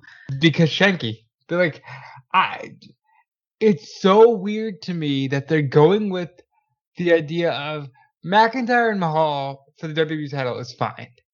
It's fine. Everybody knows they have a history. Mahal's got a reign under his belt. It's fine. It's weird to me that they're like, yeah, let's go with McIntyre versus Mahal, the blood feud. Well, it's not even that. It's not even a blood feud because they haven't mentioned anything about the history. It's a feud over a sword and a motorbike. And the Wreckin' not Slambulance, but the Wreckin' motorcycle thing. Like, it's literally an ad for a toy, which, by the way, over in your neck of the woods in the UK, there's a mother complaining about the Wreckin' Slambulance. Yeah, because we got some crazy people here as well. It's just amazing. She brings up a good point of like, it's not like, oh, wrestling's too violent. It's, hey, we just went through a pandemic. Why are you teaching kids to go around smashing ambulances? It's just silly, but okay. Now, I would err more on the side of most. Again, I don't want to say this because we get proved over and over again that it's not true, but I would like to think that most people aren't stupid enough to just go, oh, look, this toy ambulance can be taken apart. I must go outside and destroy all ambulances. Yeah, but essentially that's what this feud is about. It's about the Wreckin' motorcycle thing, so that's what we're doing for Drew McIntyre. After a year as WWE champion, I'll say it again, he got fucked. He got royally screwed with the pandemic, and it's not fair, but he's now at the point of, like, it's straight up apathy with him. It's almost like Ziggler level babyface, where it's just like, I don't remember why I liked you, and I don't care anymore. Yeah, it does feel that way, unfortunately, but we'll see how this feud progresses. Maybe it will change people's minds. I highly doubt it, but we'll talk about that. I also highly doubt something about the final thing we'll talk about from Raw, which was the main event. Charlotte Flair defended the championship against her Raw Women's Championship against Rhea Ripley again because we have to have rematches on every single show. The match ended with Charlotte Flair getting herself intentionally disqualified. She got beaten up by Rhea Ripley afterwards. Then Nikki Ash comes down with her newly won Money in the Bank briefcase. She cashes it in. She hits a diving crossbody and pins Charlotte Flair. Charlotte Flair, the 11-time women's champion, because we don't count NXT anymore because those belts are not important. What is that, by the way? Oh, last year they were like, she's a 14-time champion. Well, first of all, she's not a 14-time women's champion because she's only won, if we count the NXT women's title, she's only won it 13 times because she's a tag team champion, which they're counting as the 14th belt. Because if she's 11-time women's champion, that's her. It's like 6 Raw Women's title, 4 SmackDown Women's title, the 1 Divas title reign. It's like, okay, if you're getting out to 14, that means you're counting her tag team title reign as a singles title reign, which is a choice. But I guess anything to get you to 17 faster. It's absolutely ridiculous. Right, this just means that she gets to win more Raw and SmackDown Women's titles before she gets to the 17. It's even funnier. They're burying NXT again. Well, yeah, of course, but we've seen that coming. I mean, listen, if your champion is losing in less than 2 minutes to Jeff Hardy, that's bad enough already. I think this is just like icing on the cake for them. But it's insane to me. But we need to talk about the bigger story, which is Nikki Ash is now the Raw Women's Champion, first time. This conjures up weird emotions for me, and I'm going to try and just explain it as best I possibly can. I'm super happy for Nikki Ash because she is, by all counts, an absolutely lovely person. And she's worked hard throughout. She's a big wrestling fan. She's worked all across the UK Indies. She joined the company. She's done some great stuff as Nikki Cross with Sanity and the matches against Asuka for the NXT Women's title. And she's never had an opportunity like this. And she got this new gimmick. She's trying to get it over as best as she possibly can. And so it's great that I'm so happy for the person, Nikki Cross, Nicola Glenn Cross. Yeah. for winning this championship because she deserves it. I am not happy about the way this went down, and I'm in the camp that I think a lot of people are, that Charlotte Flair wins the title next week. Oh God. I think that she'll win the title either she'll win the title on Raw or she'll win the title back at SummerSlam. Those are kind of my mindsets right now, because I'm thinking it's next week, because I feel like they're just going to have Nikki defend it against Charlotte in the main event or in whatever top of the hour segment or whatever. Charlotte wins it back, and that's when Becky Lynch comes out, and then Nikki's completely forgotten about. That's what I think. That's me being pessimistic, but that's me being realistic as well. Let's break this down, though. I'll just say it. It was heavily rumored that we were going to be seeing Becky Lynch on Monday. The crowd was chanting for it. The crowd wanted it. The crowd certainly thought so, and so did I. I mean, Nikki, she deserves it. Like you said, she seems like a beautiful human being inside and out. I saw her on the bump with Robbie Brookside, and she's like, "Look what we did!" And it's like, how can you not root for this person?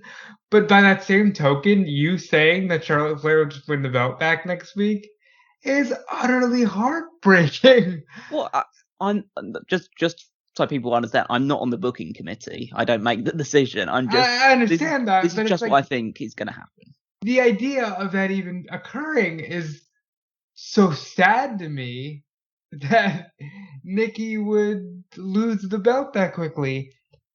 I think she deserves a small run. Because she does. If you throw it away, then I'm gonna get mad because you threw the briefcase away. And I've said this a few times this week. Don't continue doing these matches if you don't actually have a long-term plan for the gimmick. So far, Carmella, who was the first Money in the Bank holder and held it for admittedly a very long 287 days, is the only one to hold it for longer than one day. Like, what is it with these women cash-ins that they're like, do it now, now? I mean, it's just they wanted to get, like, when it's first Raw back in front of fans, they wanted to have a moment, and so okay. Becky Lynch could have been that moment. Well, yeah. And look, the only thing I can say to that is, if Becky Lynch isn't cleared, that's different. But if Becky Lynch is cleared and you're just gonna have her come out next week instead, Becky could have been that moment, and you could have, done the Nikki Ash thing when it was time for another surprise, like in December or something. Yeah, I mean, realistically, like, I would say that you should have given Nikki Ash a run with the briefcase, because it's a way of building up.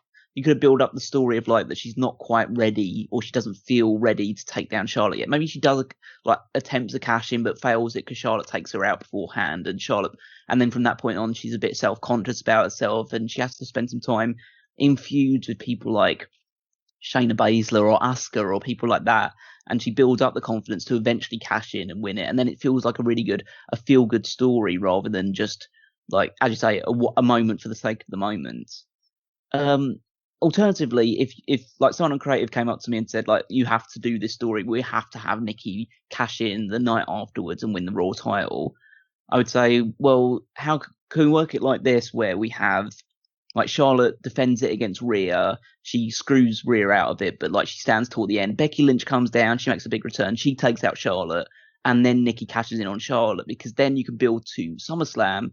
You could have Rhea Ripley against Nikki Ash for the women's title, and that goes whatever way it goes. And then you could do just as a feud, because it doesn't need the title involved, Becky Lynch against Charlotte Flair. And then the winner of that match is the next number one contender. But they've decided, no, we're just going to have Nikki Ash win it, and then it means that either we're going to have Charlotte Flair win the title back next week, or there's going to be a Charlotte Flair match with her next week at SummerSlam, or a triple threat match at SummerSlam, or something along those lines. They're very into the idea right now of, yeah, we need our biggest matches for the title, which I'm fine with. But I also feel like, okay, in that case, just always book things like that, Yeah, but it is just, one of the ways they're going about it. And realistically, if Charlotte does win it back next week, it's only just to pad out the thing. It's like, okay, now she's a 12-time women's champion. Now we're only 5 away from her breaking her father's record. I think that's the thing that gets me about Charlotte Flair is the fact that there's absolutely nothing wrong with her as a person. There's absolutely nothing wrong with her as a wrestler or as a performer or a promo or anything like that. It's just that you can't separate yourself from like her always being at the top, because the reason why she's always at the top is because of her last name. And people could talk about the fact, no, she's great in the ring. And yes, she is great in the ring. But if she was all that she is and she wasn't a Flair, she wouldn't win the title as often. Because Sasha Banks is everything as good as Charlotte Flair is, and she hasn't won it nearly as often. And definitely hasn't held it for as long. Yeah, because the only reason she holds it, she's won the title as many times as she has, is because that she's going to break Ric Flair's record. And she wouldn't break Ric Flair's record if she wasn't related to Ric Flair. And that's fair. Yeah, so it's not me saying that Charlotte Flair shouldn't be one of the top stars in the company, because absolutely she should be. But she would have more ebb and flow if she wasn't directly related to the greatest world champion in history. I agree. Just all I would say about the whole thing. So don't attack me or say that I'm not going far enough on Charlotte Flair, but saying like, oh, she's awful, because of course she's not awful. Like, I don't care. Like, I know there are people that hate her out there, and there are people that hate her for the wrong reasons. I don't think you should even hate her. You can hate the way that she's booked. Don't hate her. But yeah, that's my 2 cents on the entire thing. I agree. So that's Raw out the way. That's already just Raw, and got more and more to talk about. Let's talk about NXT. So NXT, let's talk about how they handled this Karrion Kross situation, because I know it was kind of main event thing, but the first thing that happened is Samoa Joe came out. He wanted to take down Karrion Kross because of Karrion Kross attacking him the previous week and choking him out. William Regal says he can't do that because he's not signed up for that type of contract. Samoa Joe says that he was provoked. William Regal comes up with some bullshit excuse why he can't do it, and so they decide, okay, we're just going to talk about this later on and wait to see if Karrion Kross turns up. And he does turn up later on. He's not actually in the arena because I think they were probably pretty worried about what would happen in the arena, as we'll talk about a little bit when we get to the spoilers. But yeah, he just is outside, and the camera pans down, and he's taking out William Regal. So I guess if you can't beat Jeff Hardy, you have to beat up someone even older than he is. Yeah, because Regal hasn't wrestled in forever. They couldn't even show him taking the bump. Real shame. I mean, admittedly, it was on concrete. So yeah. I think even Regal would probably draw the line there. Yeah, but you could have probably like, okay, can I gently choke you out and lay lay you down? But no, they decided just to show him beating up and on the floor. So that will lead on to future stuff, which we'll talk about when we get to the spoiler side of it. Opening match, Bobby Fish and Kushida defeated Diamond Mines, Roderick Strong, and Tyler Rust. So it's I'm quite not clear. Okay with Diamond Mine already losing. I know. I mean, yeah, they're just another act now, of course, but I feel like this is just building towards Kushida against Roderick Strong for the Cruiserweight title at either an upcoming NXT show or at the Takeover. So that's the way I see it right now. So Strong Kushida is how I see it going. Yeah, exactly. That's the Cruiserweight and title. Like, that's cool and all, but I feel like Strong was already in a better position in the company when he was North American champion in the Undisputed Era, so it feels weird that he's like, I want this one. You're like, what? I mean, there has been talks going on about the fact they want to make the Cruiserweight title mean something more again. So maybe this is part of the way doing it, by having Kushida, who's a reasonably big name, hold it, and then give it to Roderick Strong, who's the head of this new faction. So at the end of the day, I can't say it's a bad thing that they're trying to add more prestige to the Cruiserweight title. I would never complain. Yep. Frankie Monet defeated JC Jane, and seemingly is now head of the Roderick Strong brand, even the Roderick Strong, the Robert Stone brand. The Robert Stone brand, even though Robert Stone is still part of the Robert Stone brand. Well, yeah, it's like when you have a buyout, but unfortunately, like Turner, like they merged with AOL Time Warner. We also saw Mandy Rose sitting at the announce table to watch, but she disappeared after Frankie won. So still no idea what they're doing with Mandy Rose right now. But I don't think they know. Yeah, Just like they were told, oh, Mandy Rose is part of NXT now, and then they're just like putting her in segments at this point. And how weird is that too? Like Mandy was a big part of WrestleMania last year. Yeah. What is she doing just like on NXT? Well, more to the point, do you think Aaliyah's now on ice like Vanessa Bourne was? Like she's been called up, but she hasn't been called up? Well, she won a dark match, which I think is more than we could say for Bourne. So hopefully not. Again, that's another big indication of why NXT is now the low thing. Now the people from NXT are having to do tryout matches, whereas the fact is, like, NXT is supposed to be the tryout. Yeah, bizarre. It's like they're on TV. What do you mean? Vince doesn't want to watch it. It's like, I don't watch that shit. Well, then don't produce the show. I know. Like, so weird. We have to move on because we could talk about that for all day. But Kyle O'Reilly defeated Austin Theory in a decent match. Yeah. Still don't know. Yeah. Like, Kyle O'Reilly's kind of spinning his wheels. He's going to have another match with Adam Cole, presumably at the next takeover as well, in some sort of other gimmick match. I assume that they're just going to fight in that, like, Ambrose Asylum cage. I think it's going to be I think it's going to be 2 out of 3 falls. But I assume that that third fall is like, and if you need it, you're going in here because it could be, yeah. This is our big gimmick. But I just feel like that's Adam Cole's kind of gimmick, 2 out of 3 falls thing. So I kind of just feel they'll go to that well again. There was some more stuff between Hit Row and Legado del Fantasma. So they're building up towards Fantasma challenging for the North American Championship. Next year, if they go back to Rolling Loud, I hope Hit Row is still a faction, and I hope they go.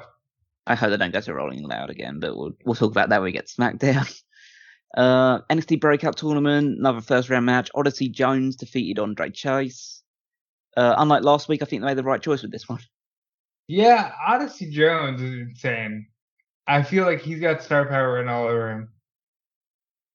I think that was a good choice. Drake Maverick got a shock win over LA Knight, but the more interesting thing was stuff that happened afterwards, where Cameron Grimes, the butler of LA Knight right now, went to help Drake Maverick after Knight took him out, but Knight ordered Grimes to attack Drake Maverick, and so he did, and now he feels terrible about it. So it's going to be weird if they drag it out for too long, and then Grimes winning the $1 million belt won't feel as special. And last we'll talk about the at least this edition of NXT was the Women's Championship match in the main event. Raquel Gonzalez successfully defended it against Xia Li. And potentially broke her ribs. Yeah, so for the second straight Xia Li match, there has been an injury inflicted on one of the wrestlers. First one, well, maybe not an injury per se because it doesn't seem like they'll be out for long term, but something happened that wasn't expected in the match. So obviously the previous one was Xia Li kicking the face off of Mercedes Martinez and knocking her down. And in this one, it was Xia Li, Raquel Gonzalez dropping all of her weight on a senton or an elbow drop senton type move onto Xia Li's ribs. She basically, they spent ages with the doctors and the referees basically saying, like, oh, can you continue? And then does continue, and Raquel Gonzalez drops her on her spine again. and she's like screaming in agony, and they get the pin. They should have just stopped the match, I feel. Yeah. It's not like her taking that final move. Like, she was going to lose anyway. Yeah. Like, I would have stopped the match. Yeah, and to us, that would have been better for Xia Li's character because it's like she just got hurt, and it means that because she's been undefeated since coming back in this new gimmick. Just like, oh, we had to make sure that she was pinned. Like have a bit beaten, and then she can kind of like show she still needs to get stronger, or she still needs to do a bit more training and stuff like that. Whereas this one is just like, nope, just make sure she's beaten. We have to move on. We got another challenger on the way. So yeah, I don't think this was a particularly great match, and yeah, the way that it ended was pretty painful as well. I don't have much to say about this except for the fact that I know the spoilers are Dakota Kai. Yeah, so we're going to talk about all the NXT spoilers coming up next. So Dakota Kai, Dakota Kai obviously was the natural plan here. I think it's unfortunate because Raquel was supposed to get her over, and now Raquel is the over one. It's kind of like Shawn and Diesel, except I'm not sure Dakota gets the chance to come back. Well, we'll see how it goes. But let's talk about the spoilers coming up now. So if you don't want to listen to the spoilers, then just keep skimming forward until I say back or whatever, or something like that. Just wait until we start talking about SmackDown. But so we got the spoilers for both the July 27th and the August 3rd episodes of NXT, which will take place on Sci-Fi because the Olympics are in the USA Network. Oh God, back on Sci-Fi. God, it's like ECW all over again. They're really going to kill it. They're going to kill it. So Pete Dunne and Oney Law can defeat Timothy Thatcher and Tommaso Ciampa, with Ridge Holland returning. That's weird that they're still doing that faction. I hope they start to accompany Pat McAfee to the ring on SmackDown. As we mentioned earlier, Samoa Joe comes back and he talks to William Regal. He resigns as an authority figure and he comes back as a wrestler. So it will be the match at TakeOver 36. Him against Cross for the NXT title. Breakout tournament first round, Carmelo Hayes defeated Josh Briggs. Really? Yep. So that's my bracket busted. I had Josh Briggs pegged doing the whole thing. We had NXT Women's Champion Raquel Gonzalez and Dakota Kai come out. As mentioned, this is when Kai turned on her, laid her out from behind with a kick, then raised the title over. So that's going to be a match for the women's title at TakeOver. Team Ninja, Kaden Carter and Casey Catanzaro defeated Jessica Mayer and Frankie Monet. I'm good with it. With Robert Stone coming out. So again, that's just a tag team match. Good to see. I assume Kamea took the pin there, but that's just the assumption. Marcel Bartel and Fabian Eichner defeated Top Dollar, AJ Francis, and Ashante the Adonis. Unfortunate. Due to a distraction by Legado del Fantasma. Yeah, I get that. And in the main event, Adam Cole defeated Bronson Reed, with Kyle O'Reilly attacking Cole after the match with a steel chair. I'm just thinking this is really going to help with my fantasy league picks for next week. Yeah, which is lucky that you do have those. Move on to the August 3rd episode. Ridge Holland defeated Ikemen Jiro because we got a really cool Japanese guy and we're just going to bury him 6 feet under at this point. I know he's a newcomer and stuff like that, but it just feels a bit odd that you're picking this guy to lose all these matches. But that's fine. Well, yeah, because it's just one of those things where I guess somebody's got to lose because you've traded so many people up and over and back around that maybe you've got to switch plans around. Roderick Strong defeated Bobby Fish. That's good. That should be a big match. Yeah, think about it. Well, it's like the second match on the show, so they've really put it in a good place. Grizzled Young Vets defeat Cameron Grimes and LA Knight in a tag team match. So Knight walked out on Grimes during the match, and after the loss, Ted DiBiase returned to talk with Grimes. So Ted DiBiase is not out of the picture yet. In the final first round match, Trey Baxter defeated Joe Gacy. That's good. Hit Rose Ashanti the Adonis and Top Dollar AJ Francis defeated Raul Mendoza and Joaquin Wilde in a DQ when Santos Escobar interfered with a steel chair. Swerve Scott then got involved with a chair as well. So, yeah. They're going to have some kind of it's a 6-man tag, and if anybody pins anybody, Santos wins the North American title. NXT champion Karrion Kross came to the ring for a promo on Samoa Joe. Joe tried to confront him. He ended up beating up a load of security guards, and Kross got away and retreated. Apparently, they had to retake this segment due to the fact that they were allowed Jeff Hardy chants throughout this entire thing. Which is fucking hysterical, Callum. Yep. And then in the main event, a love her or lose her match. It was Johnny Gargano against Dexter Lumis, with the stipulation being that Lumis must stop chasing Indy Hartwell if Gargano wins. I guess chasing in the more romantic sense as opposed to the creepy stalker sense. To the stalker that he is. Yeah. Johnny Gargano actually defeated Dexter Lumis. Hartwell went to leave after the match, but then she ran into the ring instead and then kissed Lumis. And then apparently they made out on the ring, and then the show ends, and then left together. So basically, they did a stipulation where if Gargano won, love her or leave her, but actually she leaves the way. Yeah, so it's just it's just like, why? What's the point? Just have Dexter Lumis beat Johnny Gargano if that's what your plan is to do. Why have him lose the match to Gargano and then just break the stipulation immediately? This is why nobody thinks that stipulations in wrestling mean a shit anymore.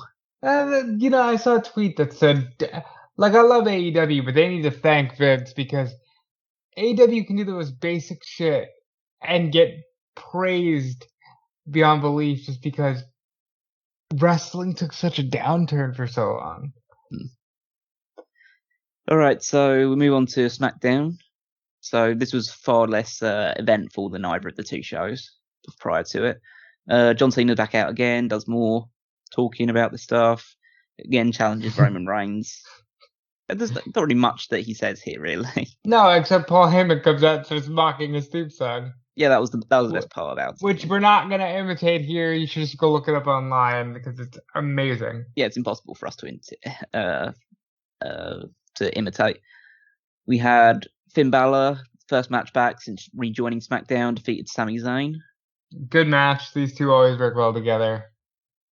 Simple and clean. We had Baron Corbin more crying backstage.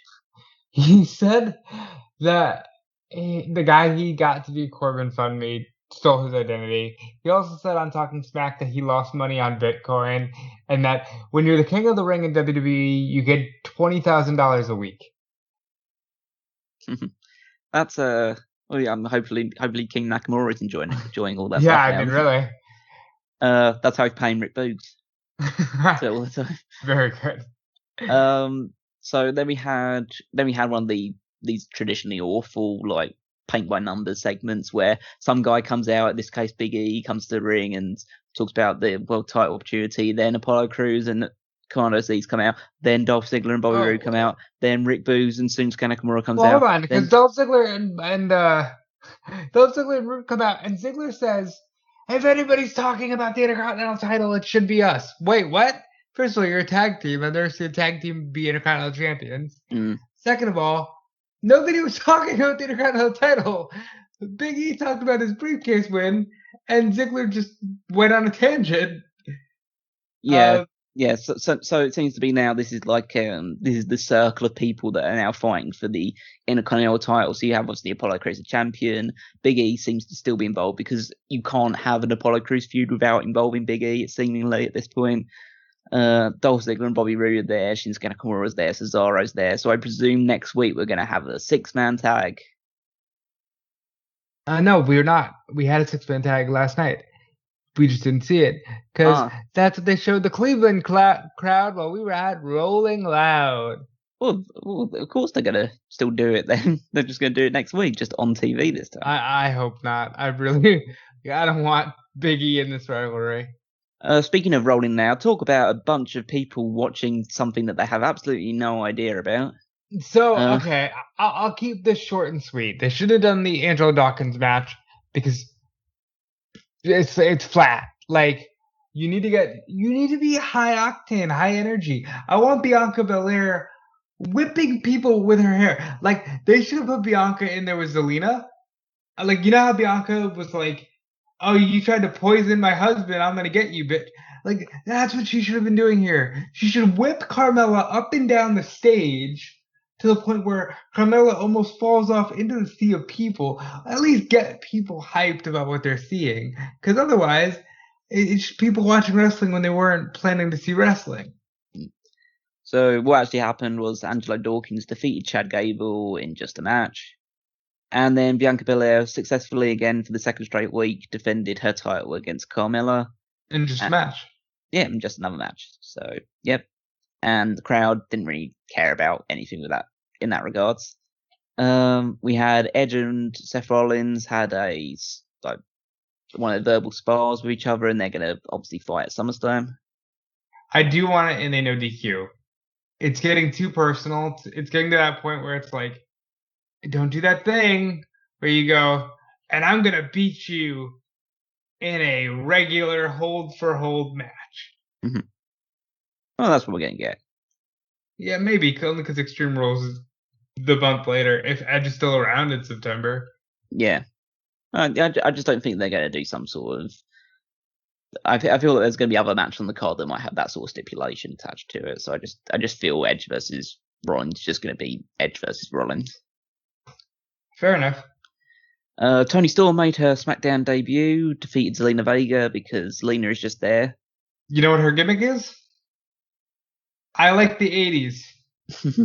That's what they're going for with Toni Storm. Yeah. Hey, she's so 80s. Like, okay. Yeah, there's like the heel turn never happened. Her last like run with NXT was just never a thing. She's just back to being a baby face and back to being just like someone who likes the 80s. She's got absolutely no depth as a character yet. Yeah. But we'll see. We can only hope because the expectation is too depressing. I agree. In the main event, so at least in ring main event, Jimmy Uso defeated Dominic Mysterio. Lame. They sloppy towards the end. Yeah, presumably there'll be another tag team title match in the offing, probably at SummerSlam, I imagine. But got loads of single matches and potential tag team matches to do up until then. So, and in the actual main event segment, Roman Reigns came out, soaked in the boos of the crowd. He went to he responded to Cena's challenge. He rejected it, said that he's not going to fight Cena. And then Finn Balor comes out. Finn Balor then offers a challenge. And then the show kind of ends on a cliffhanger with the crowd chanting Roman's scared. And I feel like there was I feel like there may have been 2 or 3 plants in the audience chanting Roman scared. Didn't that's not when they went off the air? No, they didn't go off the air yet there, but the crowd was chanting that. I felt like that's something that nobody would think of chanting organically. Which is weird, but whatever, it worked because I guess the whole building started doing it. Yeah, and then the show kind of ends on a cliffhanger, but it seems like we are going to get Roman versus Finn Balor in a build-up towards SummerSlam. Yeah, my guy, he's still got to fight Cena at SummerSlam. Oh yeah, of course he's going to fight Cena at SummerSlam, but they've decided to just like swerve us a little bit to make us think that maybe that match isn't going to happen. But instead, it's going to be like him taking on Balor. So Balor's going to lose. He's probably his second match back on SmackDown. But at least he got one win, better than Karrion Kross. Amen. So that's all of the WWE side of things. I think that pretty much covers it. Because let's get into the big stuff. And the big stuff means AEW. Oh God! Like what a week. Do you want to break down Dynamite real quick? Yeah, we're going to talk about. Actually, I want to talk about this quickly before we get on Dynamite because I left this news in because obviously a lot of talk we're going to talk about signings, but let's talk about one that's an absolute definite signing. Thunder Rosa is now officially part of the AEW roster. She's officially signed with the company. I knew just a little bit beforehand, and I was just like, "Oh, that's so great! That's so great for her!" Like I am so enthused that Thunder Rosa is away from the NWA. You know, she's with AEW. Great signing for the women. Great signing for Tony Khan. Great for Thunder Rosa. Just positives all around. Yep. So it's something that we definitely would have seen coming because she's been on AEW TV for a long time at this point. And after they were able to would seemingly buy her out of her NWA contract and get her signed up there. That's great. That means they can go full steam with her now. And I can definitely see her being the person in the, I don't want to say not too distant future, but definitely in the future to be the person to take that title off of Britt Baker. Yeah. But the title stays around Britt Baker's waist, at least from this week's show. But let's talk about AEW Fyter Fest Night 2. A pretty notable show in many ways. But let's start with the opening match. The first Labors of Jericho match. Chris Jericho took on Shawn Spears, obviously the stipulation being that Shawn Spears could use a steel chair when Jericho couldn't. Jericho defeats Shawn Spears when Spears goes like headfirst into the steel chair, hit with a Judas effect. That was the first match. Like I said in the Fightful show, you expect Shawn Spears to lose. This is okay. Next week is going to be a bit of a challenge. So I was totally cool with this. I mean, I know people would say like, oh, Jericho's in his 50s now and him beating people like that. But I just feel like Shawn Spears' die was cast as soon as he lost to Cody. Like he's just a lower mid card guy. He'll be the guy that gets kicked out of the Pinnacle and replaced by some hot new upstart eventually, and just like so he'll be the guy that is replaced by him, and then he'll end up as he'll be released by the company and end up as like a special announcer, like, oh my god, and the number 10 in the Royal Rumble is Ty Dillinger's back. Yeah, that's basically how I see his trajectory going. I see him staying with AEW for as long as they'll have him. But the announcement afterwards was something that was a bit more interesting, is that his second match is going to go outside of the Pinnacle, and he will have a no disqualification match against Nick fucking Gage. All right, we don't talk about Nick fucking Gage on this podcast, but people love Nick Gage. He might not be my cup of tea. You know, I'm sure deathmatch wrestling isn't your cup of tea, but people love him, and that's all that matters. This dude's gonna have so much fun next week. Yeah, so they're gonna have a match with the Painmaker, Chris Jericho, because this was a bad reveal. This was so silly. It is a little bit like he doesn't have a quote unquote vicious gimmick, because you know the Painmaker was just a thing that he did in New Japan for a little while to mock the Rainmaker stuff. And he wasn't like super vicious then. The most vicious things that he would do is DDT someone on a announce table or something, or flip the bird in front of the camera. And I'm good with it. It's just him putting on the hat and doing the it seems cheeky. Yeah, but we'll see how that goes. It's going to be an interesting match to put together. I mean, we kind of know how things are going because of the way that the labels have been laid out, but it should be interesting to see how they match up against each other. Frankie Kazarian lost to Doc Gallows in a pretty quick match. He should have won, but whatever. Yeah, it's stuff that happens afterwards again that was more of a bigger deal, with Kenny Omega and Don Callis coming out. They cut promos on Kazarian, but then Page comes out to make the save, gives his drink to Callis, starts beating up Gallows and Addison. The Dark Order come out to even the odds. And so just a little bit more build towards that 5-on-5 match that we're going to have next week.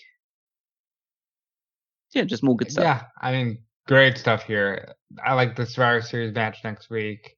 It should be a lot of fun. I don't know how they get around Paige winning, and maybe they don't even need to. Maybe they can just have Paige win it and just build to All Out. Yeah, I have multiple scenarios in my mind for it, but let me put it this way, especially with the news that's come out recently, I'm so not as sure about Paige winning the title as I previously was. Yeah, I mean, we'll get there. We had another quick match, which basically was window dressing to what the actual fun part of the segment was. It was Darby Allin against Wheeler Yuta. Darby Allin wins because Wheeler Yuta is essentially a young boy at the moment for AEW. But more interesting stuff was the exchange, the lane kicking exchange between Orange Cassidy and Sting on the outside. That was so much fun. The absolute highlight being Sting beating his chest with absolute no intensity whatsoever. With full apathy. Yeah, but that was a great segment. That was just a nice bit of fun on the outside.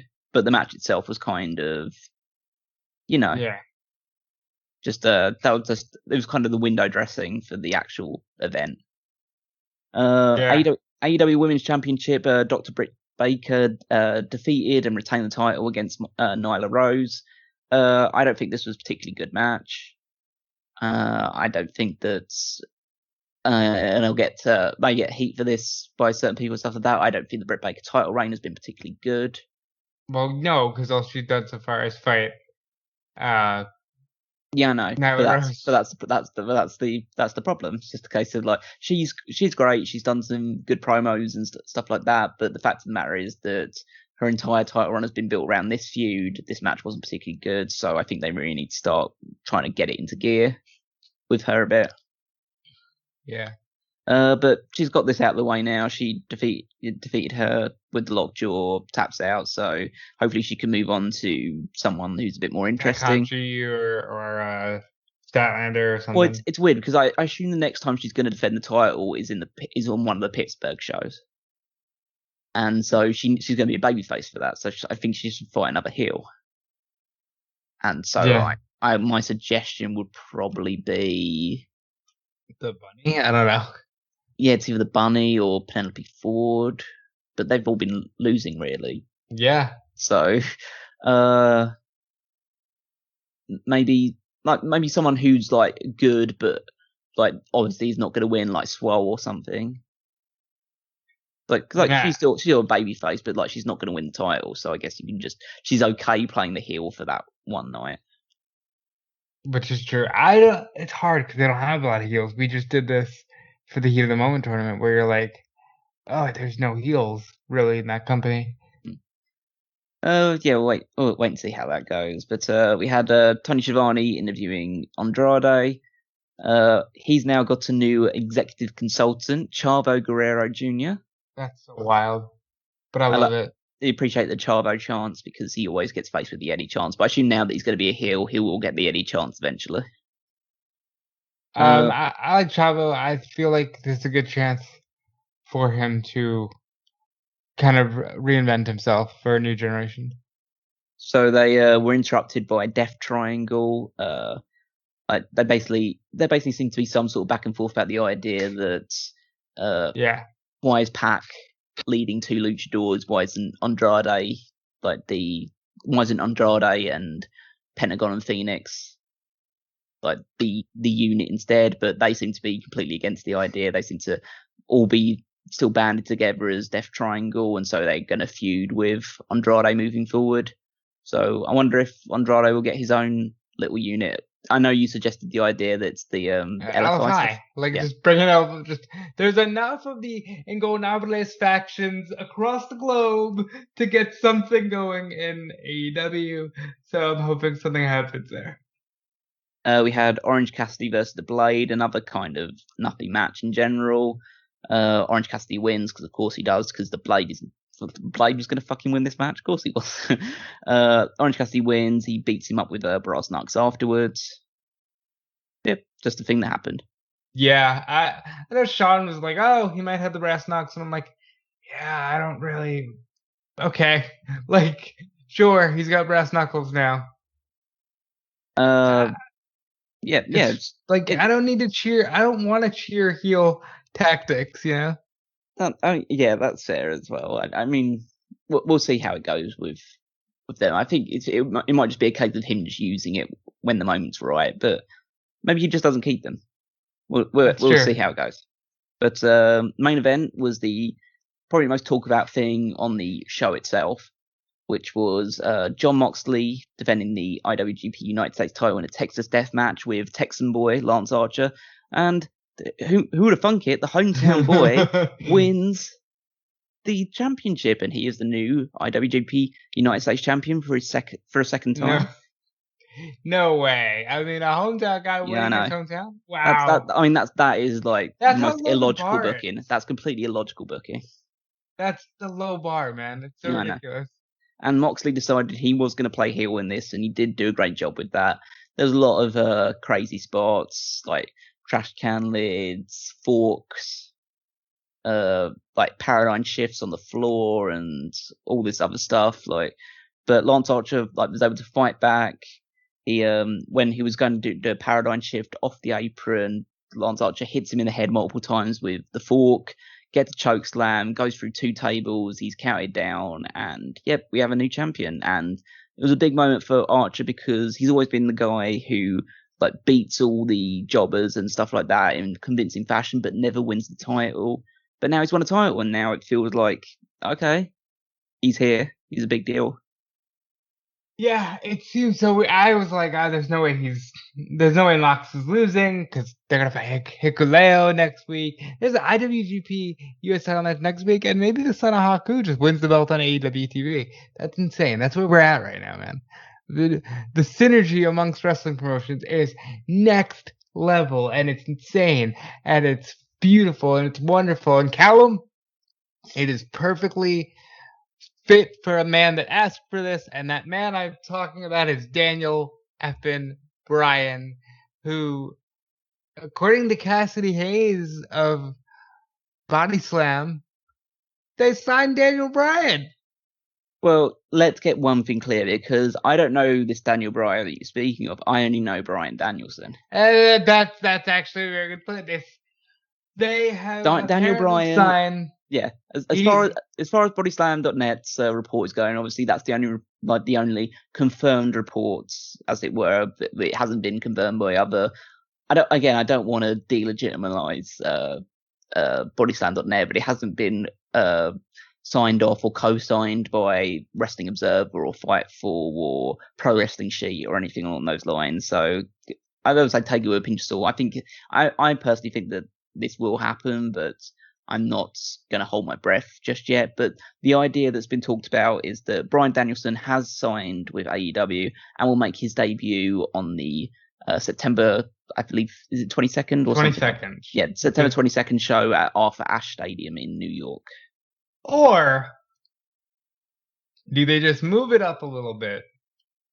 Well, that's the idea, because a lot of people have spoken about the idea that maybe that's them trying to weed out whoever leaked this news out in the first place, and then just say like, oh, he's going to debut in Arthur Ashe Stadium and see who reports back to the dirt sheets about that, or oh, he's going to debut at this point in time. And I mean, if at the end of the day, if they sign in, they can do whatever they agree to. Yeah, I don't really care about spoilers at this point, because that's one of those things, man, where it's just incredible that we're even here. And Daniel Bryan wasn't even the biggest piece of news. Yeah, I know. So I want to mention the fact that there has been obviously an update on the Bryan Danielson thing, is that he's Daniel Bryan is not listed on the internal plans for WWE merchandising and licensing for 2021-2022. So that basically gives you the suggestion that he's not going to be part of WWE during this period. So that kind of leaves AEW as the most open thing. The suggestion, or at least the rumored story going around, is the fact that he wanted to sign with whatever company is going to be working with New Japan and will allow him to go over to New Japan and do stuff over there as well. And so basically, considering the fact that a fucking New Japan title changed hands on the